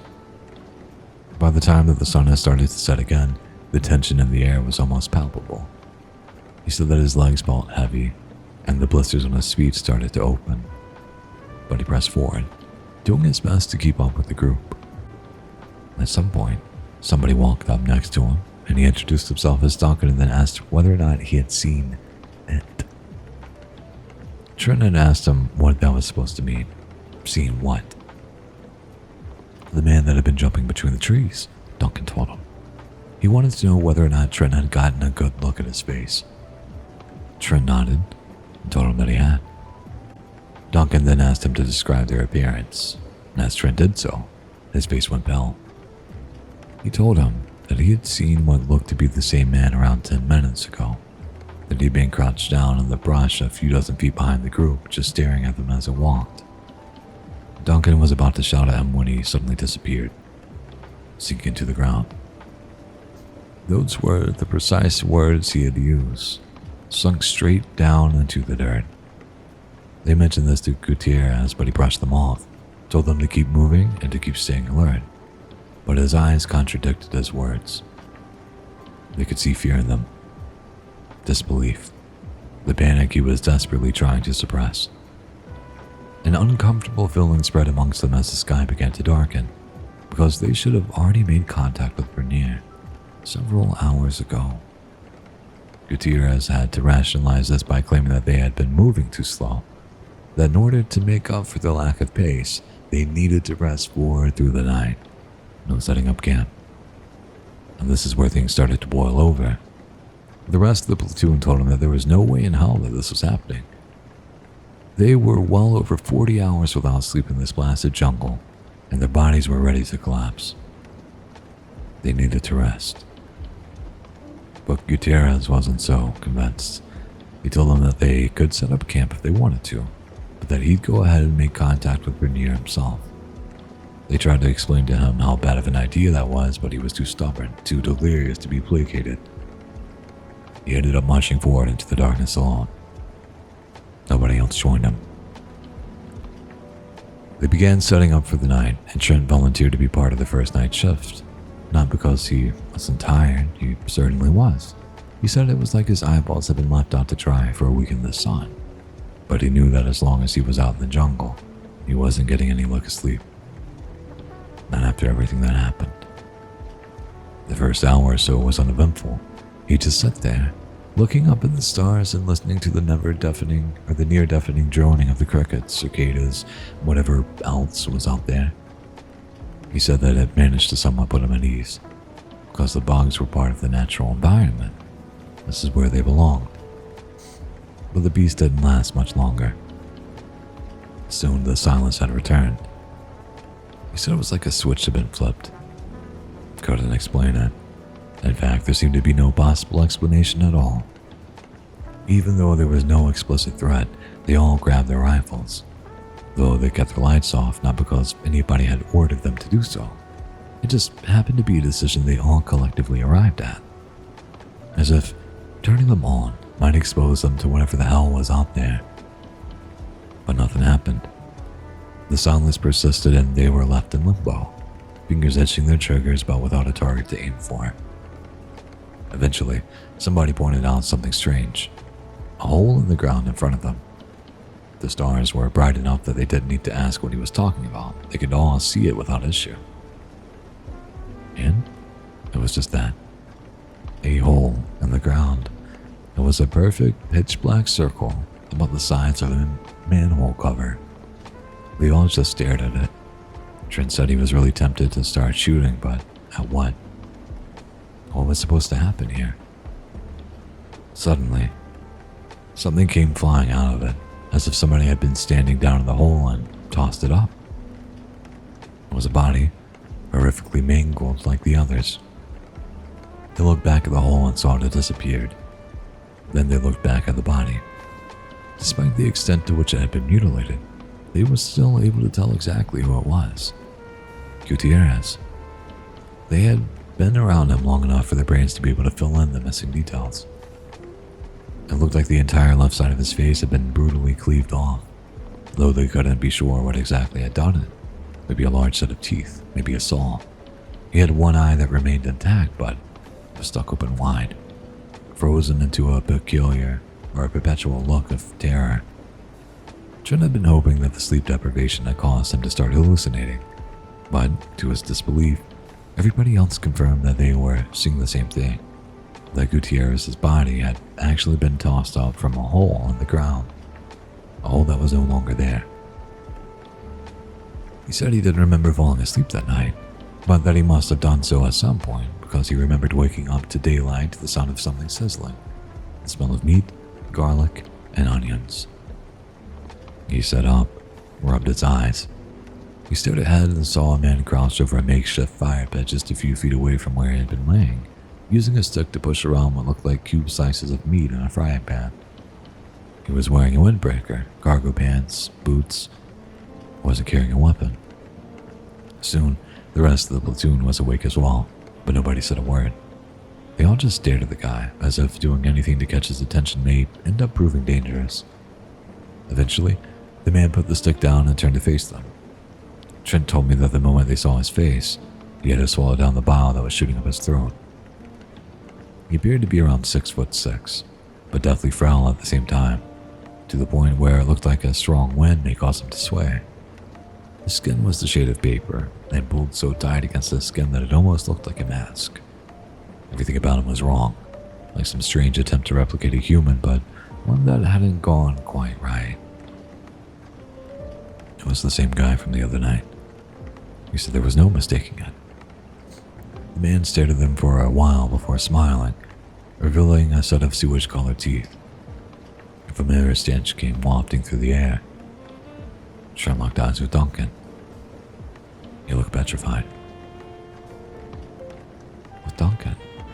Didn't Duncan fall through in a hole in the ground? Randomly? Okay. The man introduced himself as Bernier. He said it was nice to finally meet everyone. Nobody responded to him and nobody moved. There came an uncomfortably long stretch of silence that was only broken when Bernier asked if anybody was hungry. Trent said they were surely all starving, but none said a word. They still hadn't overcome the initial shock. He looked around for Gutierrez's body, but it was no longer there. The man insisted they try some of the beef that he had cooked up, but they'd need the energy for the long trek ahead. Despite his strange appearance, the man's voice was normal enough, but his accent wasn't French. They couldn't tell exactly what it was. The man then reached behind his back and pulled out a large bottle of water. He must have grabbed it out of thin air because it wasn't carrying a rucksack. It wasn't carrying anything at all. Trent stared closely at the bottle and saw pieces of ice floating around in it, despite it being close to 90 degrees out. The man held forward, asking if anybody was thirsty. Trent said his throat felt like sandpaper, but he said nothing. The man just kept holding it out, continuing to ask if anybody needed a drink. Eventually, somebody walked forward, seemingly ready to accept the offer. But Trent stepped in front of him, told him not to, said that he wasn't sure where the sudden audacity had come from. It was more of a visceral reaction, a primal need to protect his fellow man from danger. So that he was 100% certain there wasn't water in that bottle. The soldier looked confused but didn't seem willing to fight him on it. He backed away. Suddenly the man's smile dropped and he turned to look at Trent. He said to me that he had never seen such an expression of hatred before. There was a kind of cruelty behind the eyes that seemed to transcend reality. But it lingered for only a few seconds before the smile returned. Trent said he thought he could see some kind of worm trying to squirm it out of his mouth through the gap in his teeth. The man placed the bottle on the ground and said it was there for anybody to take, but that they had better get a move on because they had a long trek ahead. He took a few steps to the side as if to make way for one of them to take the lead. Behind him was a path that Trent hadn't noticed before, a clean break in the vegetation. Way too clean. It looked unnatural, made even more so by the fact that it was too dark to see into, as if the space were swallowing every trace of sunlight. Once again, the man told them that they better start moving, that they had a long trek ahead. But nobody moved. At that point, every man in the platoon had come to an unspoken understanding that before them stood an utterly evil presence, that under no circumstances could they give in to something that he wanted. So they just stared at him, unsure how to proceed.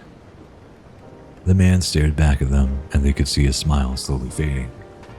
He began repeating himself, the agitation escalating in his voice with each interaction, each iteration.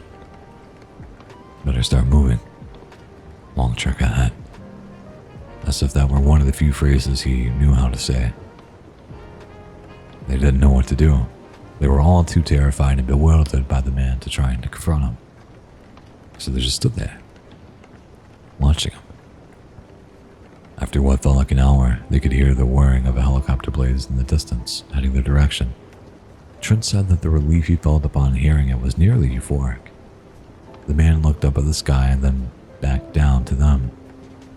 Now that hateful expression had returned. He clenched his jaw tight, and Trent was nearly convinced that he was preparing himself to leap at them. But then he turned, walked into the darkness of that path. Trent blinked, and the man was gone. And so was the path. Just gone in an instant, as if they both had never been there. Thank you, Piani and Calypso. If you're ready for the sippies, let's have that sip together. 1, 2, 3.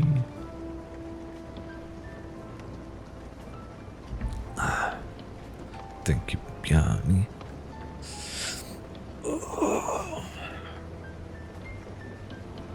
They might have been able to rationalize the whole thing as some mass hallucination caused by some kind of experimental gas that was being tested on them. But the frying pan and the bottle were still there. The fire was still going. The meat now burnt to blackened scraps. Just a few minutes later, they watched as several helicopters descended down into a nearby clearing. Shortly after, they were all extracted back to base.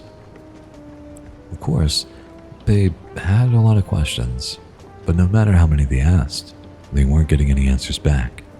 They were simply told to sit in the barracks and wait. But for what? What the hell had just happened? And after a while, each member of the platoon was questioned individually by men in suits. CIA agents, he assumed, though he couldn't confirm this. Trent just said describing what had happened out loud made him want to question whether or not any of it was real. It all just seemed absurd. But the suits didn't seem to think, though, so they listened intently to everything he had to say. Nothing in their tones, expression, or language suggested that they were incredulous about any of it, which freaked him out even more. At one point, he asked them to point blank who the hell this man was. The suits told him that they didn't know. They had never been able to find out. The next day, they were all put on a flight back to the US. They were simply told that they'd satisfied their obligations, that their tour of duty was officially over. But they knew this wasn't true, because the standard length of a tour was 12 months, and they had only been there for 8. But nobody questioned it. They were all just happy to get the hell out of there. Trent took a taxi home from the airport. Once it pulled up to his building, he saw another suit standing in front of his door. The guy flashed him a CIA badge and introduced himself as Miller. Then he asked if they could go inside and have a quick chat. Trent said that the guy didn't seem threatening or anything, but that there was a strange energy coming off of him, something that he couldn't quite wrap his head around. Once they were up in his unit, Miller opened the briefcase he had been carrying and took out a large stack of papers. Trent told them that if he expected him to read through all of that, he was out of his mind. Miller laughed, told him that this was just a consequence of bureaucracy, that he'd go ahead and quickly summarize everything he needed to know. The government was going to pay him $6,000, which would have inflated to about $55,000 today, and benefits per year for the rest of his life. These benefits would be adjusted for inflation as long as he remained alive. The only condition was that he could never talk about what he had seen in Vietnam. Absolutely no mention of the man to anybody. The second he did, they'd cut him off. All he needed to do was sign. Trent said that if he tried squeezing some more information out of Miller, but the guy was stone-like, wouldn't budge. He asked him what would happen if he didn't sign it. Maybe he wanted to tell the world exactly what he had seen. Maybe it'd make him famous so he'd be able to make a career out of it. In response, Miller had told him that they could raise the number to $7,500 a year. Trent asked him what they were so afraid of. Why didn't they want this information out there? Miller told him that it wasn't his concern. But if he were dying for some kind of answer and couldn't deal with not having one, then he'd go ahead and put it succinctly. There were certain things that the public were better off not knowing. It'd be easier for them, It would introduce less chaos and allow society to run as smoothly as possible. It wasn't that they were purposefully trying to keep civilians in the dark. They were just trying to protect them. By the end of the conversation, Trent had managed to get him up to $11,000. He still hadn't fully accepted what Miller was trying to tell him. He had gone back and forth with him for nearly half an hour, but he was tired. He didn't want to deal with it anymore. He didn't want to think about it. The silver lining was that he wouldn't be homeless anytime soon, because there was no way he would have been able to go to work after this, at least not for a long while. He tried to focus on the positives. Now he had free time to do as he pleased. He could travel the world. He could start a business. But for the next few weeks, he did nothing at all, because he couldn't stop thinking about the man. It was all he could focus on. He found a way around it, though, with liquor. He drank at every meal. Then he was drinking between meals, and then every hour on the hour from noon to midnight. And it was working. He was out partying so much that he wasn't thinking about it anymore. One day, he was feeling generous and offered to fly my dad out to Hawaii. They lay on the beach, drinking till they puked, etc. For the first few days, they were having a great time. It was paradise. And then one evening, they were laying on the beach. The sky was starting to turn a beautiful shade of orange. About 80 degrees, the cool wind starting to prickle the sweat on their skin. As it got darker, the beach slowly began to empty out. They had nowhere else to be, so they stayed, waiting for sunset. He'd become buzzed enough that he began to tell my dad about everything that happened. He said that keeping it pent up inside was starting to kill him, but he had to let it out, that he had to tell somebody. And if there was anybody he could trust, it would have been my dad. But he didn't get far with it, stopping right before he could describe their first encounter. Because that's when he noticed the figure out in the water. Everybody else had left, but this person remained, standing about knee-deep in the ocean. Just standing there. The figure appeared to be tall, lanky. Trent said that it looked like they were wearing pants and a jacket, though they were a bit too tall for him to make out any more details beyond that. But it was freaking him out, because what the hell were they doing? He leaned forward and squinted ahead until he was able to make out what they looked like. The realization washed over him like a cold wave. He stood up and told my dad that they needed to leave. Then he ran all the way back to the hotel room and drank until he passed out. He told me it had been the same man from the jungle, wearing the same clothes. When I asked him how he could be so sure of that, he told me that it was unmistakable, that it was a face that he had never forgotten. Afterwards, he'd reach out to the other members of the platoon. A few that wrote him back told him they'd also seen the man since coming back. One of them had even seen him all the way out in Italy. And, in each instance, they had been on the cusp of divulging the details of what happened in the jungle to somebody else, as if the man had somehow preempted their thoughts and showed up before they could. He then began hearing some strange things through the grapevine, like how the bodies of the 7 soldiers that turned back had been found a week later. They'd all been smashed together into a mound of rotting flesh that had been gruesomely stuffed into a foxhole. He also heard that the government had done a deep dive into Bernier's background, along with correspondence that had taken place between them months earlier. They found weird inconsistencies, things that didn't add up, like the fact that French military contacts they thought that they had been talking to didn't actually exist. That every name and rank had been fabricated, but it had been done so well that they hadn't caught it until much later. But now the French were denying Bernier's existence outright. He had never been an officer, never been part of the military. They couldn't confirm records of any schooling or where his parents were or if he was even born on French soil. But then he also heard reports about a man fitting Bernier's physical description who had escaped from a prison in Egypt a few years earlier. It was a notable enough event because there were not many people in Egypt who looked like him. And escaping from a prison over there was next to impossible.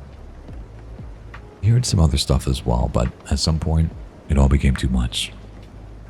Trying to process it all was starting to drive him mad. No matter where he went, he couldn't stop himself from looking over his shoulder. Soon, he had stopped going anywhere at all, save for the bar down the street. And he sure as hell never talked about Vietnam again. Until now. That was it. That was the story. He hoped it had managed to shed some light on things, mainly that isolating himself had been a personal thing. He said that he hoped I'd understood, that he still appreciated the efforts I made to try to talk to him, and that he was sorry. And I was now in danger. I asked him how he could be so sure. Maybe after all these years, the man was gone. Maybe he died, or maybe he just moved on. Trent said that he knew that wasn't the case, because he could see the man right now. He was staring at us through the window. Oh, Sue's not here anymore. I turned to look at the window, and for a split second, I could see what appeared to be somebody's head peeping up at us near the bottom of the glass. But then I blinked, and they were gone. Oh, weird. Oh, I guess it's the new thing that Ian was talking about. Cool. Trent lived on the 7th floor. I called the cops despite Trent telling me not to. They searched the area but couldn't find anything. They told me that maybe it had just been a trick of the light, but to call again if I saw anything else. I didn't feel comfortable leaving Trent alone for the night, so I told him that I'd sleep in the guest room. He protested against it, told me that there was no need, but I insisted, because I could see the fear in his eyes. He was terrified. Of course, I didn't get any sleep that night, but the sun came up and I never heard anything strange. When I tried to wake up, Trent the next morning, I wasn't able to. It was a cool breeze in the room, and I noticed that the window was open. I sure as hell hadn't left it open, and I doubt that Trent would have either. I called an ambulance and they took him away. Later I learned that he was pronounced dead at the hospital, sudden acute liver failure. A sensible enough explanation. But the circumstances just didn't sit right with me. The funeral was only 1 week later, a really quick impromptu venue. There weren't many who showed up, other than my mom, my sister, and myself. There were some estranged relatives, a few of his drinking buddies, and then one other man that nobody else seemed to recognize. He was wearing an old windbreaker jacket and cargo pants that seemed too baggy for his frame. Although he was sitting down, I could tell he was quite tall. His skin was pale, his features bizarre and uncanny enough that I couldn't help but stare. What freaked me out even more was that I never actually remembered seeing him show up. Just like he suddenly appeared. For a while, I thought I might be hallucinating the guy, until my sister made a remark about how much he was really freaking her out. It was an open casket funeral, and the moment that they brought Trent's body out, the man was gone. I didn't see him leaving either. Ever since the funeral, strange things have been happening. Feels like I'm being followed. I seen the same black SUV parked everywhere I go. One time, I looked through the peephole of my apartment in the middle of the night and caught somebody in a suit standing outside my door. Not the same man from the funeral, although I've been seeing him as well. Walking behind me in public, stalking me around grocery stores, sitting a few tables over in cafes and restaurants. I don't know what he wants from me. I don't know what to do about him. But now I understand what Trent had meant. That knowledge isn't always a good thing. That sometimes they can be dangerous. Ho ho ho.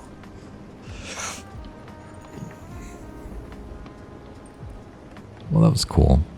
That was long, but we did it for Judah. Yo. I think that's where we're gonna end today. Happy to be back. Happy to be back streaming. So once again, for anyone that's normally watches that, it's joining a little bit later. been having trouble sleeping.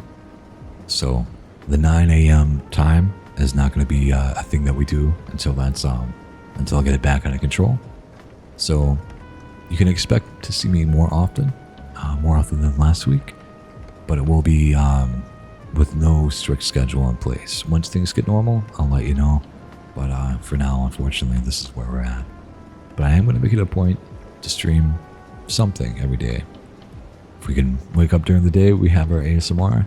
If we're at night, it might just be muted gameplay while, there's some VOD stuff happening in the background until I can get something recorded.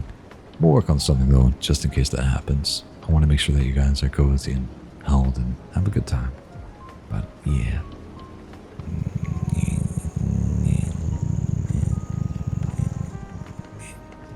Thanks for the head pat, Sue.